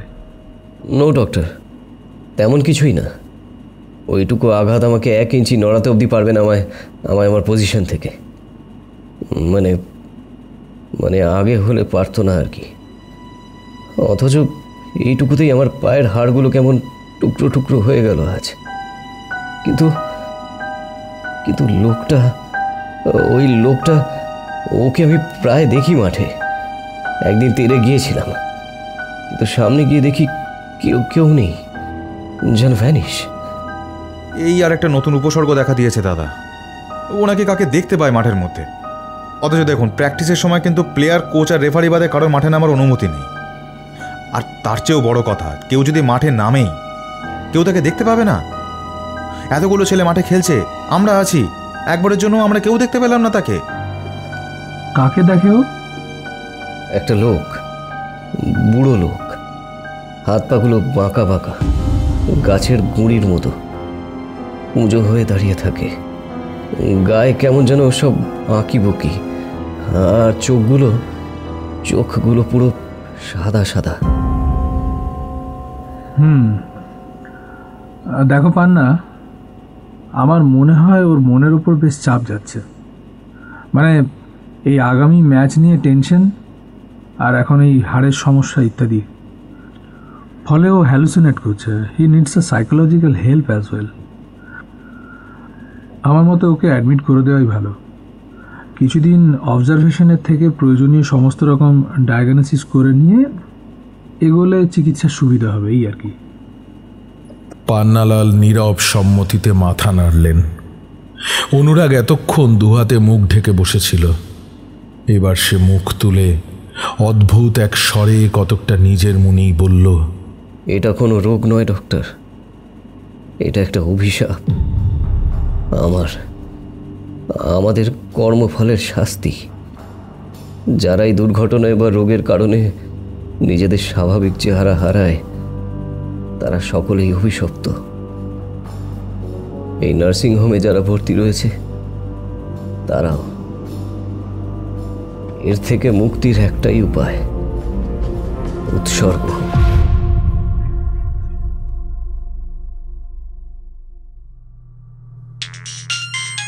হ্যালো, সরি আমির, স্ক্রিন টেস্টে না তোমার লুকটা ঠিক যাচ্ছে না জানো। আমরা তোমাকে আমাদের এই ছবিতে নিতে পারছি না। কিন্তু আমার কাজটা খুব দরকার, বিশ্বাস করুন, এই পরিচালকের সঙ্গে কাজ করাটা আমার একটা স্বপ্ন। প্লিজ আমাকে একটা অন্তত চান্স দিন, প্লিজ স্যার। দেখো, আমি তো কর্তা নই, আমি জাস্ট একজন সহকারী। আমাকে যা বলতে বলেছে আমি তাই বলছি। ডিরেক্টর প্রডিউসার দুজনে মিলে যা ঠিক করবেন করেন। তাদের মতে আপনাকে ক্যামেরায় অনেক বয়স্ক মনে হচ্ছে, কিন্তু the character is of a college student, very charming and good looking. আমি কি গুড লুকিং নই? আমার ইনস্টাগ্রামে কত ফলোয়ার আছে আপনি জানেন? জানি আমি সাহেব, হ্যাঁ, কিন্তু আজকাল সেই ফলোয়াররাই আপনার তোবড়ানো গাল, টাক আর ডার্ক সার্কেল নিয়ে মিম বানাচ্ছে। সেটা খেয়াল করেছেন কি? কাজ যদি আপনার এতই দরকার, কেরিয়ার যদি আপনার কাছে এতটাই ইম্পর্ট্যান্ট হয়ে থাকে, তবে ওই যে নেশাটা ধরেছেন ছেড়ে দিন। এই ইন্ডাস্ট্রিতে না চেহারাটাই মূলধন, জানেন। রাখি আমি সাহেব, কথাটা একটু ভেবে দেখবেন। ফোনটা কেটে দিল ওদিক থেকে। আমির স্থির হয়ে তাকিয়ে আছে আয়নার দিকে। সেখানে তার প্রতিবিম্ব একইভাবে দেখছে তাকে। সেই চেহারায় মাত্র কয়েকদিনেই পড়েছে বয়সের ছাপ। মুখের চামড়ায় পড়েছে ভাঁজ, গলার চামড়া গিয়েছে ঝুলে, চোখের নিচে জমা হয়েছে অন্ধকার। মাথার চুলে হাত বোলায় সে। সেখানে স্থানে স্থানে চুল উঠে গিয়ে গোলাকার ফাঁকা জায়গা তৈরি হয়েছে। এমনকি তার ঘন ভ্রুজোড়া এখন প্রায় মিলিয়ে গিয়েছে। হয়তো আর কয়েকদিনের মধ্যেই সে পুরোপুরি ইন্দ্রলুপ্ত হয়ে যাবে। এর চিকিৎসা করা দরকার খুব ভালো স্পেশালিস্টের দ্বারা, দরকার বিভিন্ন থেরাপি, মেডিকেশন, সার্জারি, কিন্তু তার জন্য চাই অনেক টাকা। টাকার জন্য দরকার কাজ, অনেক কাজ। টপ প্রোডাকশন হাউসের সঙ্গে কাজ করতে গেলে তাকে এই টাকা জোগাড় করে নিজের চেহারাটা আগের মতো করতেই হবে। সে আবার ফোন তুলে নিয়ে ডায়াল করলো এক বিখ্যাত ফ্যাশন ম্যাগাজিনের এডিটরকে। হ্যালো, হ্যাঁ, আমি আমির বলছি। সেদিন পোর্টফোলিও জমা দিয়ে গেলাম আর ছবি তুলিয়েছি। Yes, I remember. হ্যাঁ, আমি জানতে চাইছি যে আগামী প্রজেক্টটা কি আমি পাবো? আসলে আমি একসঙ্গে দুটো ফিল্ম সাইন করেছি এই মাসেই, তাই শিডিউলটা একটু তৈরি করে রাখতে হচ্ছে। দেখুন মিস্টার আমির, আমাদের আগামী এডিশনে আমরা ন্যাচারাল বিউটি নিয়ে একটা ফিচার করছি আর কি, যেখানে মেকআপ ছাড়া বা একদম মিনিমাম মেকআপে কোনো একটা মডেলকে আমরা রাখতে চাইছি। ক্যামেরায় আপনার ছবি তুলে আমরা সেদিনকে টেস্ট করেছিলাম। Honestly speaking, you look terrible in the photos. So আপনার সঙ্গে প্রজেক্টটা কন্টিনিউ করা আমাদের পক্ষে পসিবল হবে না। We are sorry. Hello hello. Aamir বার কয়েক হ্যালো হ্যালো করে শেষে হাল ছেড়ে দিয়ে ফের তাকালো আয়নার দিকে। তার অনাবৃত ঊর্ধ্বাঙ্গের ত্বকে আঙুল ছোঁয়াতেই যন্ত্রণা অনুভব হলো, কারণ তার গলা, ঘাড়, বুক, পেট, পিঠের সর্বত্রই গোলাকার ক্ষত তৈরি হয়েছে। তাদের মাঝে লাল রক্তের আভাস। কয়েকটা ক্ষতে ফোস্কার মতো হয়েছে। সেগুলো অসাবধানে ফেটে গেলে তা থেকে সবুজ রঙের একটা তরল বের হয়। তাতে এমন দুর্গন্ধ যে সহ্য করা যায় না। এই ঘায়ের উপসর্গ শুরু হয়েছিল কতগুলো ছোট ছোট সাদাটে দাগ দিয়ে। প্রথমে সে ভেবেছিল বুঝি সেতির দাগ।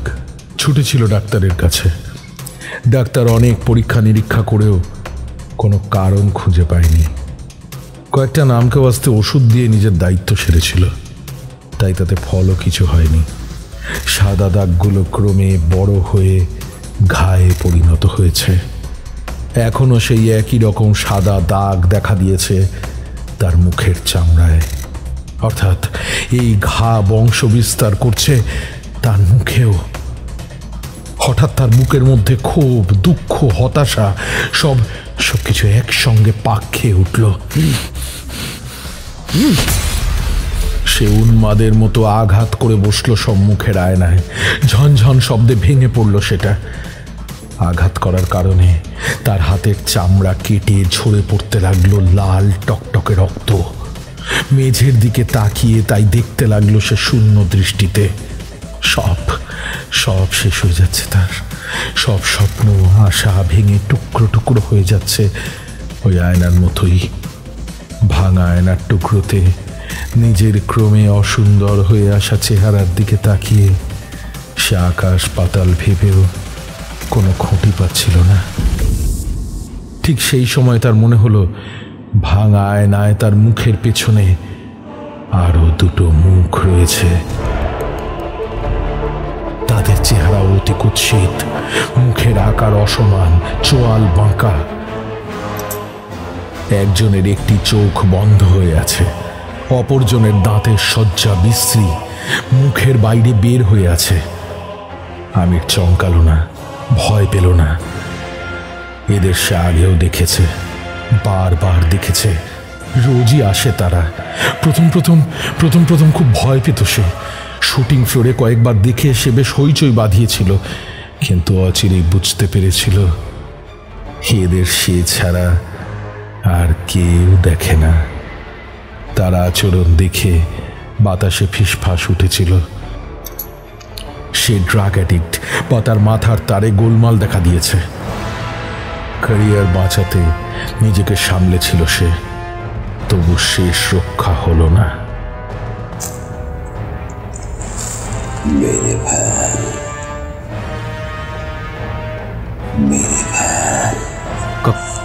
কাকে কাকে মারবো? আমির চমকে জিজ্ঞেস করে। ড্রেসিং রুমের আলোটা প্রায় নিভু নিভু হয়ে ঘরটায় আলো আধার ছড়িয়ে দিল। যাদের উপরেও তোর মতো অভিশাপ আছে, যারা সুস্থ জীবন নিয়ে বেঁচে নেই, তাদের মার, তাদের বলি দিলেই তোর উদ্ধার।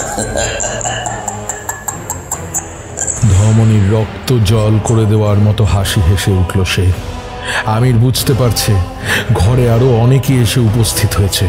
তাদেরই একজন, যে কিনা খুব বেঁটে, এই মুহূর্তে মেঝে থেকে চেটে খাচ্ছে আমিরের হাত থেকে ঝরে পড়া রক্তের ফোঁটাগুলো। একটা কণ্ঠ এবার তার বা কানের একেবারে কাছে এসে বলা শুরু করলো। তার শরীর থেকে আসছে মাংস পচা গন্ধ। আমিরের পেটের ভেতর পাক দিয়ে উঠল। সেই কণ্ঠ বলল, তোর পাশের বাড়ির সেই যে দুটো বুড়ো বুড়ি আছে শয্যাশায়ী, সবই তো অভিশাপ। সেই বাড়ির যে কাজের মেয়ে, তার মুখের চামড়া পুড়ে গিয়েছে, সেটাও তো সেই অভিশপ্ত বলেই। মেরে ফেল, খতম করে দে সকলকে। দেবতা মা হওয়ার পায়ে উৎসর্গ কর ওদের। ঘরের আলোর একমাত্র উৎসটা সম্পূর্ণ আত্মসমর্পণ করে দেওয়ার ঠিক আগের মুহূর্তে সে একটা ছোট আয়নার টুকরোতে তার কানের কাছে মুখ লাগিয়ে থাকা মুখটাকে দেখতে পেল। এই ফ্যাকাশে চামড়ার, পাতলা লম্বাটে, কিশোর সুলভ সরু গোপ আর ছাগলে দাড়িওয়ালা মুখটা তার খুব খুব চেনা।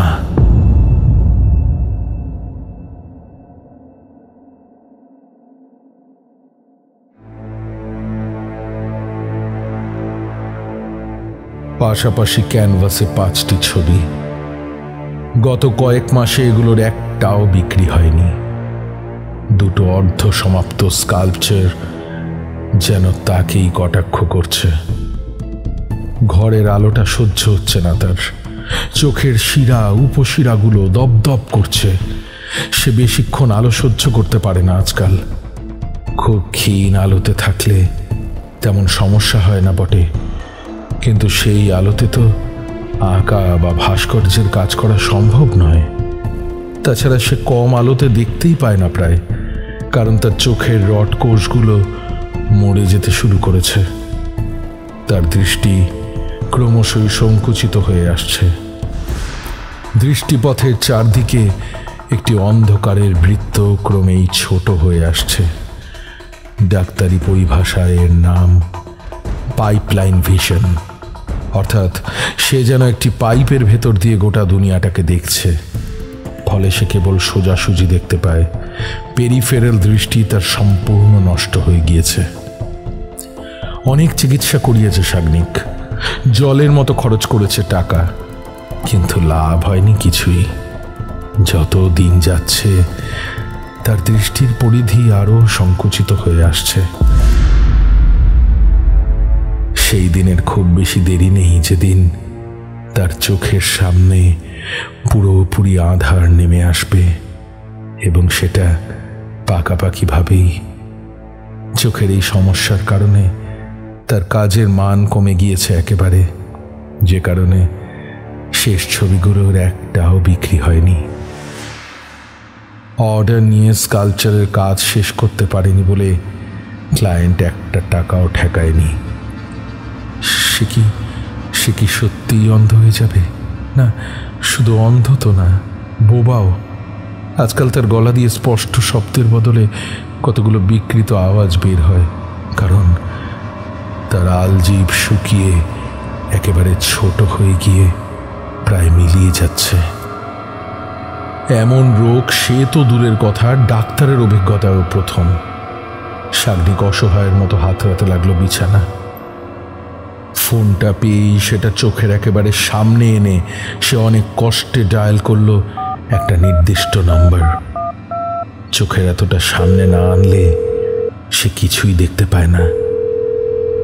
রাই, এই ভয়ানক মনের অবস্থায় সে রাই ছাড়া আর কার কাছে আশ্রয় খুঁজবে? হ্যালো বলার চেষ্টা করলো সাগ্নিক। ওপাশ থেকে রাইয়ের বিরক্ত স্বর শোনা গেল। কেন বিরক্ত করছো সাগ্নিক? আমি তো বলেছি আমার পক্ষে তোমাকে বিয়ে করা সম্ভব নয়।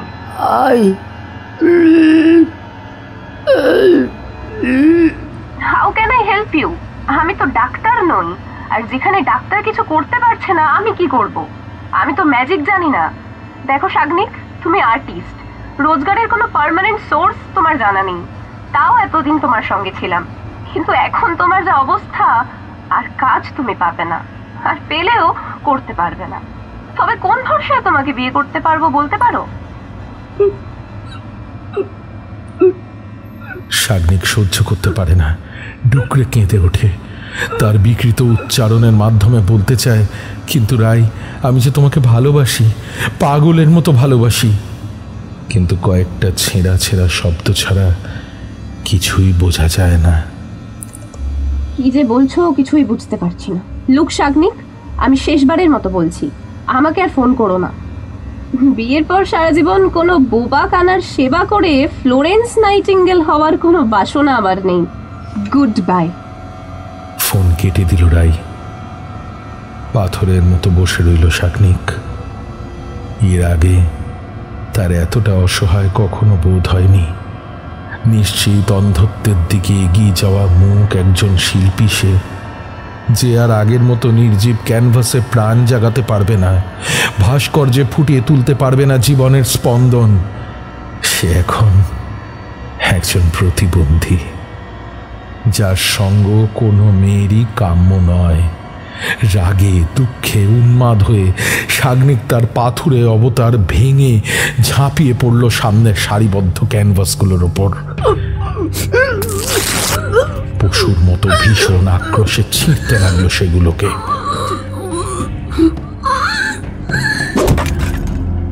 লাথি মেরে ফেলে দিল অর্ধেক তৈরি স্কাল্পচার। মাটিতে পড়ে সেগুলো খান খান হয়ে গেল। তার মধ্যেই মেঝেতে থেবড়ে বসে সে চিৎকার করে কাঁদতে লাগলো, কিন্তু তার সেই কান্না গলা দিয়ে বের হতে চায় না। পশুর মতো শব্দ হয় কেবল, কেউ শুনতে পায় না তার বুক ফাটা হাহাকার।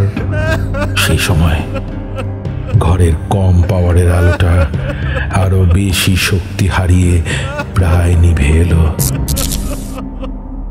সাগ্নিক কান্না থামালো। সে জানে এটা ঠিক কিসের ইঙ্গিত।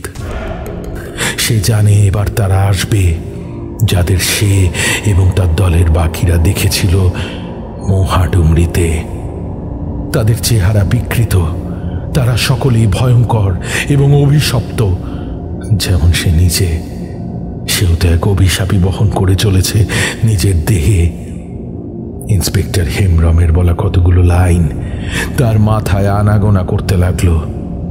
এই অভিশাপ থেকে মুক্তির উপায় একটাই, হয় নিজেকে এমন কষ্ট দাও পরের জন্মে এমনভাবে যাতে আর জন্মাতে না হয়, নয়তো যদি এই জন্মেই সুস্থ দেহ চাও তবে বলি দাও। বলি দাও তাদের যারা নিজেরাও অভিশপ্ত, যাদের দেহ বা মন বিকৃত, অস্বাভাবিক, অসুস্থ। যত বেশি বলি দিতে পারবে তত তাড়াতাড়ি আরোগ্য লাভ হবে। শাগনিক মন্ত্রমুগ্ধের মতো উঠে দাঁড়ালো, ভূতগ্রস্তের মতো এগিয়ে গেল খোলা জানালার কাছে। সেই জানালা দিয়ে দেখা যাচ্ছে সন্ধে রাতের ব্যস্ত মহানগরীর রাজপথ। সেই রাজপথের বিপরীত দিকে একটা স্কুল, স্পেশাল চিলড্রেনদের জন্য তৈরি স্কুল, যারা আর 5টা সাধারণ বাচ্চার থেকে আলাদা, যারা জন্মসূত্রেই সম্পূর্ণভাবে সুস্থ দেহ মনের অধিকারী নয়। তারাও তো অভিশপ্ত, তাই না? ততক্ষণে শাগনিকের পেছনে এসে নীরবে দাঁড়িয়েছে কতকগুলো ছায়ামূর্তি। তাদের চোখ ঘষা কাচের মতো অস্বচ্ছ। তাদের মধ্যেই কে যেন শ্বাস টেনে টেনে দম ফুরিয়ে আসা স্বরে বলতে লাগলো, মারো মারো, মেরে ফেলো। এই অভিশাপ না কাটলে তোমার মুক্তি নেই। মারো মারো। ঘাড়ের অসহ্য যন্ত্রণায় সোজা হয়ে দাঁড়াতে পারে না ব্রতদীপ। সবসময় একটা ভার বোধ হয় কাঁধে আর ঘাড়ের উপর। এমনি সময় কিছু দেখা যায় না বটে, কিন্তু রাত নামলে সে বেশ অনুভব করতে পারে তার কাঁধে বসে থাকা বাচ্চাটার অস্তিত্ব। ওর অস্বাভাবিক ওজন দিন রাত ঘাড়ের ওপর বইতে বইতে তার মেরুদণ্ড ইংরেজির অক্ষর সির মতো বেঁকে গিয়েছে। ব্যাপারটা প্রথম যেদিন শুরু হয়েছিল সেদিন বাইরে প্রলয় চলছিল। কি একটা বিটকেল নামের ঘূর্ণিঝড় আছড়ে পড়েছিল বলে শহর সেদিন একেবারেই অচল। ব্রতদীপ নিশ্চিত ছিল সেদিন আর কোনো রোগী আসবে না, কিন্তু তার ধারণা ভুল প্রমাণ করে এক রোগিণী বেল বাজিয়েছিল সেই প্রবল ঝড় জলের মধ্যেই। অবাক ভাবটা কাটিয়েই তাকে ভেতরে বসিয়েছিল সে। আপাদ মস্তক চুপচুপে ভিজে কাকলাসের মতো একটি কৃষ্ণাঙ্গী মহিলা ঘরের ভেতরে আসতেই লোডশেডিং হয়ে গিয়েছিল। শেষে মোমবাতি জেলে সেই আলোতেই রোগিণীকে সে তার অসুবিধার কথা জানাতে বলে। কুঁজো সেই মহিলা বলে, ডাক্তারবাবু, ঘাড়ে বড় যন্ত্রণা, মনে হয় যেন ঘাড়ের উপর কি বসে আছে, পিঠ সোজা করতে পারিনি। সে রোগিণীর ঘাড়ে হাত দিতেই চমকে ওঠে। রিগামোটিস হয়ে যাওয়া মৃতদেহের সঙ্গে এর কোনো তফাৎ নেই। ব্রতদীপ তবু পরীক্ষা করেছিল। সে ডাক্তার, এটা তার ধর্ম। পরীক্ষা করার পর সে জিজ্ঞেস করেছিল, কতদিন ধরে ব্যথা হচ্ছে? একবার চেয়ে দেখো তো ভালো করে ডাক্তার, আমার ঘাড়ে যে বসে আছে তাকে দেখতে পাও? ঘরের মোমবাতিটা নিভে ঘরটাকে অন্ধকারে ঢেকে দেওয়ার আগের মুহূর্তে সে দেখেছিল বটে একটা বাচ্চা মহিলার 2 কাঁধের ওপর দিকে 2 পা ঝুলিয়ে বসে আছে ঘাড়ে।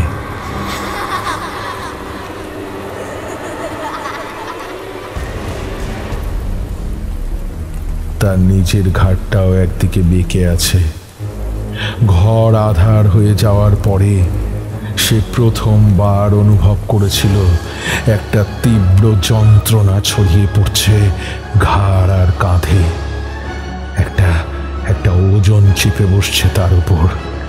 মহিলার চাপা খলখল হাসির সঙ্গে ঘরের সেই অন্ধকার ব্রতদীপের মস্তিষ্কেও প্রবেশ করেছিল। তারপর থেকে বাচ্চাটাকে সে কোনোভাবেই নিজের উপর থেকে নামাতে পারে না।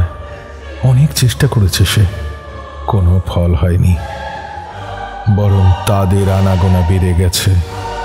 তারা এলে ব্রতদ্বীপের দিকে এমন ক্রূর দৃষ্টিতে চেয়ে থাকে যেন যেন সে ওই বাচ্চাটাকে ঘাড় থেকে নামাতে চেয়ে খুব বড় অপরাধ করছে। ব্রতদ্বীপ অনেক অনুনয় করেছে তাদের কাছে, হাত জোর করে কেঁদেছে শিশুর মতো, বলেছে সে আর এই যন্ত্রণা সহ্য করতে পারছে না, এই ভীষণ ভারে তার পিঠ পেকে যাচ্ছে, তারা যেন ওকে দয়া করে মুক্তি দেয়। কিন্তু না, কোনো লাভ হয়নি। তারা হেসেছে তার অসহায়তা দেখে। ব্রতদ্বীপ তখন ক্ষেপে উঠেছে, তর্ক জুড়েছে তাদের সঙ্গে, তবে বাদানুবাদ কেবলই একতরফা ছিল, ওদিক থেকে কোনো উত্তর আসতো না। শুধু একদিন একটা কণ্ঠ কথা বলে উঠল। সেই কণ্ঠের অধিকারীকে দেখে তার মনে হলো তার ভীষণ চেনা, কিন্তু তবু স্পষ্ট কে সেটা বুঝতে পারল না সে। আজকাল ব্রতদ্বীপের কিছু মনে থাকে না। সেই মূর্তির হিসেসে সাপের মতো স্বর যেদিন সে প্রথম শুনল, চমকে উঠেছিল, কারণ আজ বহুদিন হয়ে গেল সে কানে কিছুই শুনতে পায় না। তোর ঘাড়ের উপর যেটা চেপে বসে আছে সেটা আসলে অভিশাপ। ওটাকে নামাতে হলে তো উৎসর্গ দিতে হবে, দেবতার পায়ে বলি দিতে হবে। বলি দিতে হবে তাদের যাদের উপরেও আছে এমন অভিশাপ। এই বহুতলে তো অনেক ঘরের বাস, তাদের সকলেই তো সম্পূর্ণ সুস্থ নয়। কেউ মানসিকভাবে অসুস্থ, কেউ শারীরিকভাবে। ওই যে তিনতলার তলাপাত্র, সে তো বদ্ধ পাগল। তোর পাশের ঘরে যে থাকে সেই যুবকের ক্যান্সার, রোজ রক্ত বমি করে। তার ঠিক পাশের ফ্ল্যাটে যে থাকে মেয়েটা, তার তো দুটো কিডনি। এরা তো সবাই অভিশপ্ত, সবাই অভিশাপ মাথায় নিয়ে ধুঁকতে ধুঁকতে বাঁচছে। তাতে আমি কি করব?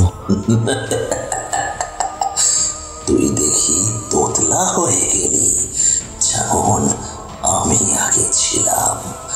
যাক, এই অভিশপ্ত মানুষগুলোকে ওদের নরক জীবন থেকে মুক্তি দে, তবে তোরও মুক্তি। কেমন করে মুক্তি দেব? আগুন লাগিয়ে দে এই ঘরে, জ্বালিয়ে দে সবকিছু। আস্তে আস্তে আগুন ছড়িয়ে পড়বে সব ঘরে। একসঙ্গে অনেক বলি গ্রহণ করতে পারবেন মাহওয়া, তবেই তো ফিরে আসতে পারবেন তিনি।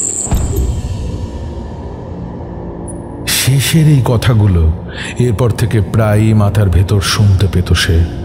সম্পূর্ণ বধির হওয়া সত্ত্বেও সে কানে দু হাত চাপা দিয়ে থামাতে চাইতো সেই কথাগুলো, কিন্তু পারত না।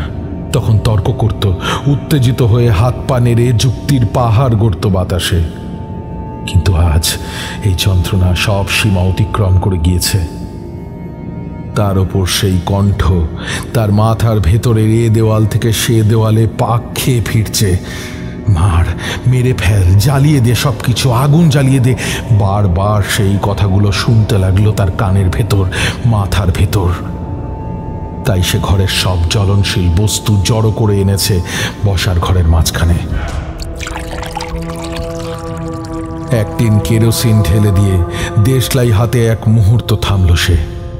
তাকালো দেওয়ালের দিকে। দেওয়ালে ঝুলছে একটা ছবি। সেই ছবিতে দেখা যাচ্ছে 5টি হাস্যরত মুখ। অনুরাগ, সাগ্নিক, আমির এবং সে নিজে। তার পাশে কাঁচোমাচো হাসি নিয়ে দাঁড়িয়ে কাঞ্চন। কি যেন একটা মনে পড়ল তার মুহূর্তের জন্য, কিন্তু পরক্ষণেই বিস্মৃতির অতলে তলিয়ে গেল সেটা।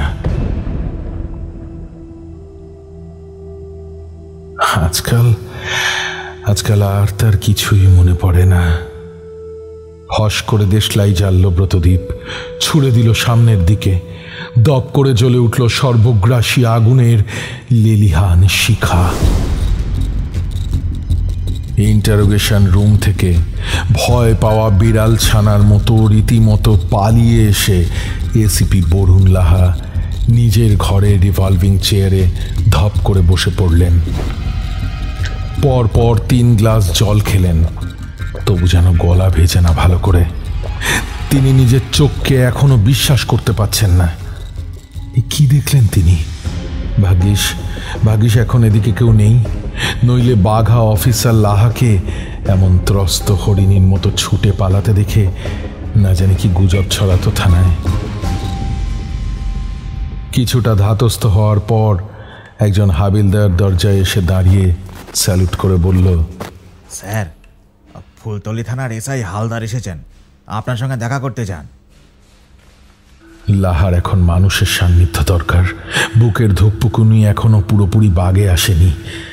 এখনো শরীরটা ভারী মনে হচ্ছে, পা দুটো যেন চলছে না। লাহা বললেন, পাঠিয়ে দাও স্যার। বুট মাটিতে ঠুকে কপালে হাত ঠেকিয়ে সম্মান জানিয়ে দাঁড়ালেন এসআই হালদার। লাহা তার আসার কারণ জিজ্ঞেস করতে তিনি একটি ছবি এগিয়ে দিলেন। তাতে 5 জন যুবকের হাস্যরত মুখ। হালদার সেই 5 জনের একজনের উপর তর্জনী ঠেকিয়ে বললেন, এই ছেলেটা সেই সিনেমার অভিনেতা আমির না? এ তো এই থানায় রয়েছে, তাই না স্যার? হ্যাঁ আছে তো। কেন, কি ব্যাপার? এই ছবিটা কোথা থেকে পেলেন? ছবিতে যাদের দেখছি তাদের দুজন তো এখন খবরের চ্যানেলগুলো টিআরপি তুঙ্গে তুলে রেখেছে। এই তো সেই আর্টিস্ট, স্পেশাল চিলড্রেনদের স্কুলের ওয়াটার ফিল্টারে হার্বিসাইড মিশিয়ে দিয়েছিল। সিসিটিভি ফুটেজ দেখে ধরা হয়েছে একে। আর এই তো সেই ফুটবলের অনুরাগ, হোয়াইট লিলি নার্সিংহোমের 7 জন রোগীকে ইনক্লুডিং 2 কিডস ইঞ্জেকশনের মাধ্যমে শিরায় হাওয়ার বুদবুদ ঢুকিয়ে। কিন্তু ছবিটা পেলেন কোথায়? আজ বলরাম আবাসনে একটা ফ্ল্যাটে আগুন লেগেছিল। একটুর জন্য বড় কোনো দুর্ঘটনা ঘটেনি। যার ফ্ল্যাটে আগুন লেগেছিল সে হলো এই যে ছবির এই ছেলেটা।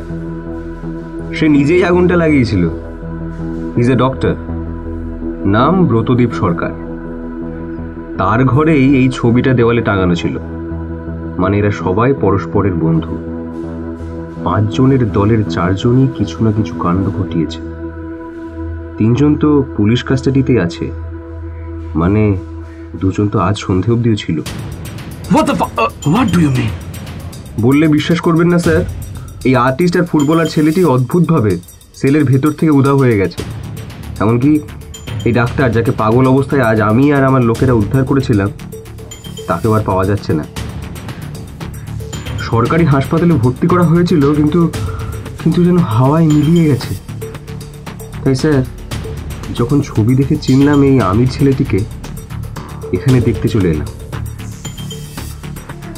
কারণ স্যার, জেলের ভিতর থেকে বন্দি উদা হয়ে গেছে এই কথা জানাজানি হলে তো কেলেঙ্কারি হয়ে যাবে। ওই আমির ছেলেটা এখানে আছে তো স্যার? হ্যাঁ হ্যাঁ, থাকবে না কেন? ইন্টারোগেশন রুমে আছে, একটু আগে জিজ্ঞাসাবাদ করছিলাম। একটু দেখা যাবে স্যার, যদি পারমিশন দেন। এসিপি একটু থমকালেন। একটু আগের ভয়টা বুকের ভেতর গুড়গুড় করতে লাগলো। সেটাকে দমিয়ে রেখে তিনি একটু জোরের সঙ্গেই বললেন, নিশ্চয়ই, আসুন আমার সঙ্গে। হাবিলদার, তুমিও এসো। ইন্টারোগেশন রুমের ভারী দরজা খোলা হলো। লাহা ভয় পেলেও সেই ঘরের লক লাগাতে ভোলেননি। তিনি চাননি ভেতরে যে আছে, যা আছে বা যারা আছে তা তার পিছু নিক। লক খুলে ঘরে ঢুকতেই দেখা গেল সেখানে কেউ নেই। খাঁ খাঁ করছে। ভেতরে যে ছিল তার পক্ষে ঘরের দরজা খুলে বাইরে যাওয়া অসম্ভব। লাহা দেখলেন টেবিলের ওপরে সেই টিকটিকির কাটা লেজটা তখনও মাঝে মাঝে অল্প নড়ে উঠছে। চাঁদহীন নিকষ কালো রাত, বিষাক্ত অন্ধকারে এক শুষ্ক প্রান্তরে একটি বিরাট নাম না জানা গাছের কালো সব আকাশের দিকে নিজের পাঞ্জা বাড়িয়ে দাঁড়িয়ে আছে, যেন কোনো প্রাগৈতিহাসিক দানব। তার গা থেকে গুঁড়ো গুঁড়ো অন্ধকার ছড়িয়ে পড়ছে বাতাসে, যেন লক্ষ লক্ষ গা ঘিন ঘিনে পোকা। সেই গাছের মৃতদেহের নিচে অন্ধকারের পাঁকে গা ডুবিয়ে দাঁড়িয়ে আছে কয়েকটি মানুষ। না, মানুষ নয়, দাঁড়িয়ে আছে কয়েকটি না মানুষ। তাদের চেহারা বিকৃত, কদাকার। একজনের হাত পা গাছের ডালের মতো আঁকা বাঁকা, কাঁকড়ার মতো হাঁটে সে। আরেকজনের গায়ে দগদগে ঘা, তা থেকে পুজ, রক্ত আর সবুজ রঙের কি এক পুঁতিগন্ধময় তরল গড়াচ্ছে। তার মাথার চুল ঝরে গিয়েছে, দাঁতও অবশিষ্ট নেই। সে উন্মাদের ন্যায় হাততালি দিচ্ছে আর অদ্ভুত পৈশাচিক স্বরে হেসে চলেছে। আরেকজন দৃষ্টিহীন ও মুখ, অপরজনের মেরুদণ্ড বেঁকে গিয়েছে ধনুকের মতো। বধির ওই না মানুষ কার সঙ্গে যেন একতরফা তর্কে লিপ্ত। তারা সকলে ঘিরে আছে আর একজন না মানুষকে, যার চেহারা কিছু আগে ছিল কঙ্কালসার, ফ্যাকাশে। রক্তবর্ণ চোখের নিচে ছিল কালান্তক অন্ধকারের প্রলেপ। কিশোরের মতো সরু গোফের রেখা আর চিবুকের কাছে ছাগুলে দাড়ি একটু আগে পর্যন্ত তার মানুষ হওয়ার পরিচায়ক ছিল। কিন্তু তার শরীর এখন বিশাল আকার ধারণ করেছে। সেই দেহে না আছে কোনো বস্ত্র, না আছে কোনো চামড়া। বিকলাঙ্গ হওয়া সত্ত্বেও তার উচ্চতা মনে ভয় ধরায়। তার চোখ দুটো সংকুচিত হয়ে কালচে রূপ ধারণ করেছে, সেই চোখে দৃষ্টি নেই। মাথার দুপাশে কানের কোনো অস্তিত্ব নেই, মুখছিদ্র স্বাভাবিক নয়। কোনো আঠালো পদার্থ যেন ওপরের ও নিচের ঠোঁটকে পরস্পরের থেকে আলাদা হতে দিতে চায় না। মুখ খুললে এক বীভৎস জান্তব শব্দ ছাড়া কিছু শোনা যায় না। সেই শব্দ চরম অমঙ্গলের অশনি সংকেত। তাকে দেখে দলের একমাত্র স্বাভাবিক দর্শন মানুষটি আভূমি নত হয়ে প্রণাম করে আবেগ জড়িত কণ্ঠে চেঁচিয়ে উঠল, হে মহান দেবতা মাহওয়া, আপনি এসেছেন। আজ এত যুগ পর আবার আপনি এসেছেন। মোধা জাতির রক্তের ধারায় আবার আপনি এসেছেন মহান মাহওয়া। মার্জনা করুন মহান দেবতা। আমি মোধা না হয়েও আজ আপনার চরণে আশ্রয় নিতে এসেছি। আপনি কি আমায় চিনতে পারছেন না? আমি সেই ব্যক্তির বংশধর যার জন্য মোধা গোষ্ঠীর একমাত্র জীবিত প্রতিনিধি পালিয়ে যেতে পেরেছিল এই মহাডুংরি থেকে। তৎকালীন সর্দারের সেই অসুস্থ ছেলেকে যে মৃতপ্রায় মনে করে ছেড়ে দিয়েছিল না মেরেই, আমি সেই দারোগার উত্তর পুরুষ। এই কথা শোনার পর সেই নারকীয় চেহারায় ততোধিক নারকীয় এক হাসির রেখা দেখা দেয়। সেদিন সেই দারোগা যখন সর্দারের মুমূর্ষু ছেলেটিকে তাড়া করেছিল তাকে ধরে নিয়ে সাহেবের কাছে যাবে বলে, তখন সেই ছেলেটি প্রাণের তাগিদে ঘন বনের মধ্যে পালিয়ে গিয়েছিল। দারোগা মনে করেছিল ওই ছেলেটির স্বাস্থ্যের যা অবস্থা তাতে সে অতি অল্প সময়েই মারা যাবে, তাই তাকে নিয়ে চিন্তা করার কিছু নেই। কিন্তু তা হয়নি। সেই ছেলেটি ধীরে ধীরে আরোগ্য লাভ করেছিল। সাহেবের ছেলের প্রাণের বিনিময়ে তার হৃদযন্ত্র আবার সক্ষম হয়ে উঠেছিল। তাই সে বহু পরিশ্রম ও কষ্ট সহ্য করার পরে পৌঁছেছিল শহরে। সেখানেই সে বড় হয়ে ওঠে, রোজগার করতে শেখে, বিবাহ করে এবং বংশবৃদ্ধিও করে। যে বংশ অজ্ঞাতে বহন করছিল মোধা রক্ত। হে দেব, সেই সর্দারের বংশধর যে এই মহাডুংরিতে আবার ফিরে আসছে তা আপনিই তো আমাকে স্বপ্ন দিয়েছিলেন, তাই না? সেই কারণেই তো যখন এই ডাক্তার ছেলেটির সিনিয়র আমাকে ফোন করে থাকার জায়গার কথা জিজ্ঞেস করলো, আমি বললাম সেই পরিত্যক্ত স্বাস্থ্য কেন্দ্রের কথা। ঠিক যেখানে ছিল সেই হারপার সাহেবের কাঠের বাংলো। যখন মাঠের পাড়ের ওই বাড়িতে ওরা থাকতে আসার অনুমতিপত্র আমার কাছে এসে পৌঁছলো, আমি তো সেই ব্যবস্থা করে দিলাম। সরকারি সম্পত্তিতে থাকতে গেলে তো থানার অধিকর্তার অনুমতি কাম্য। সেই অনুমতিপত্রে আমি সহস্তে স্বাক্ষর করেছি প্রভু। ওরা সেসব জানতেও পারেনি। হ্যাঁ প্রভু, আমি করেছি, যাতে যাতে মোধা বংশোদ্ভূত সেই ছেলেটির এখানে আসতে কোনো বাধা না পড়ে। বাকি যা কাজ ওর সঙ্গীরা মানে মানে এরাই করে দিয়েছে নিজেদের অজান্তেই।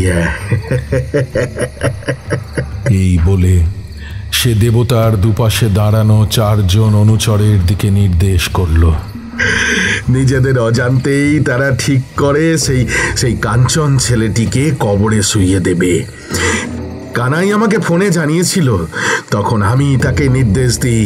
আমার নির্দেশেই সে সেখানেই মাটি খুঁড়েছিল যেখানে ছিল সেই সর্দারের কবর।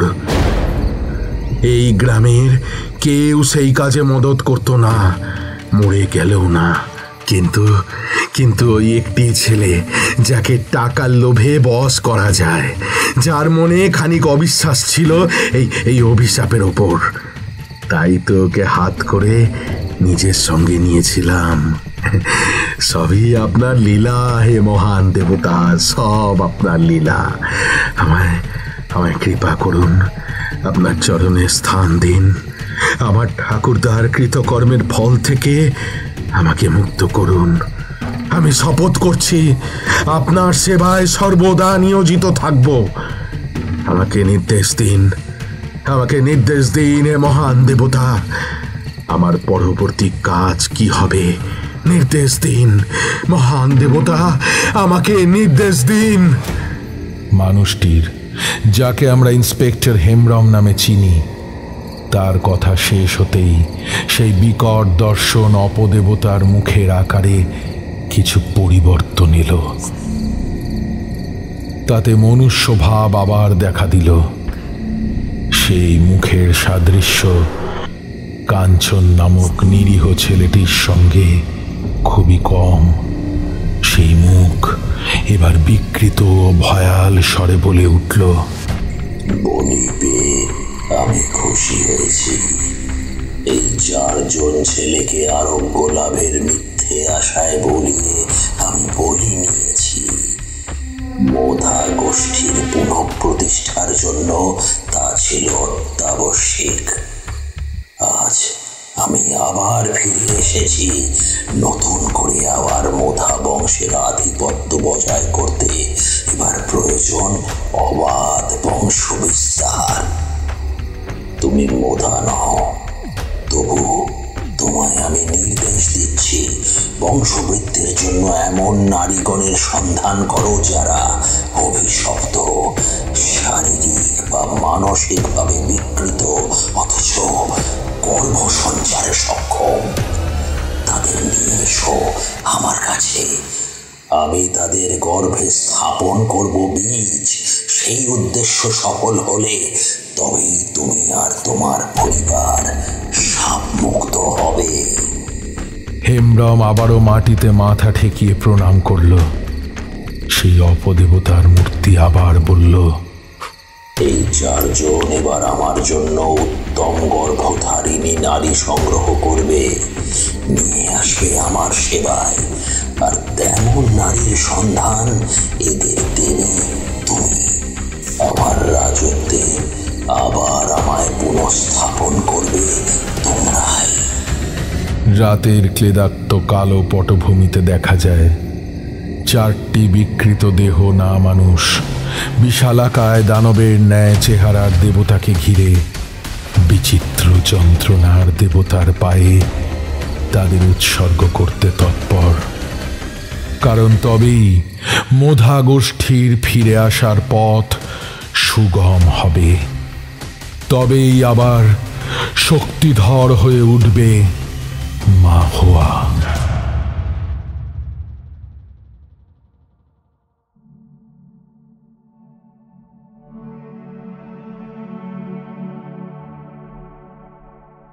শুনলেন বিভা ক্যাফেতে, গল্প মহাডুংরির মাঠ, দ্বিতীয় তথা অন্তিম পর্ব।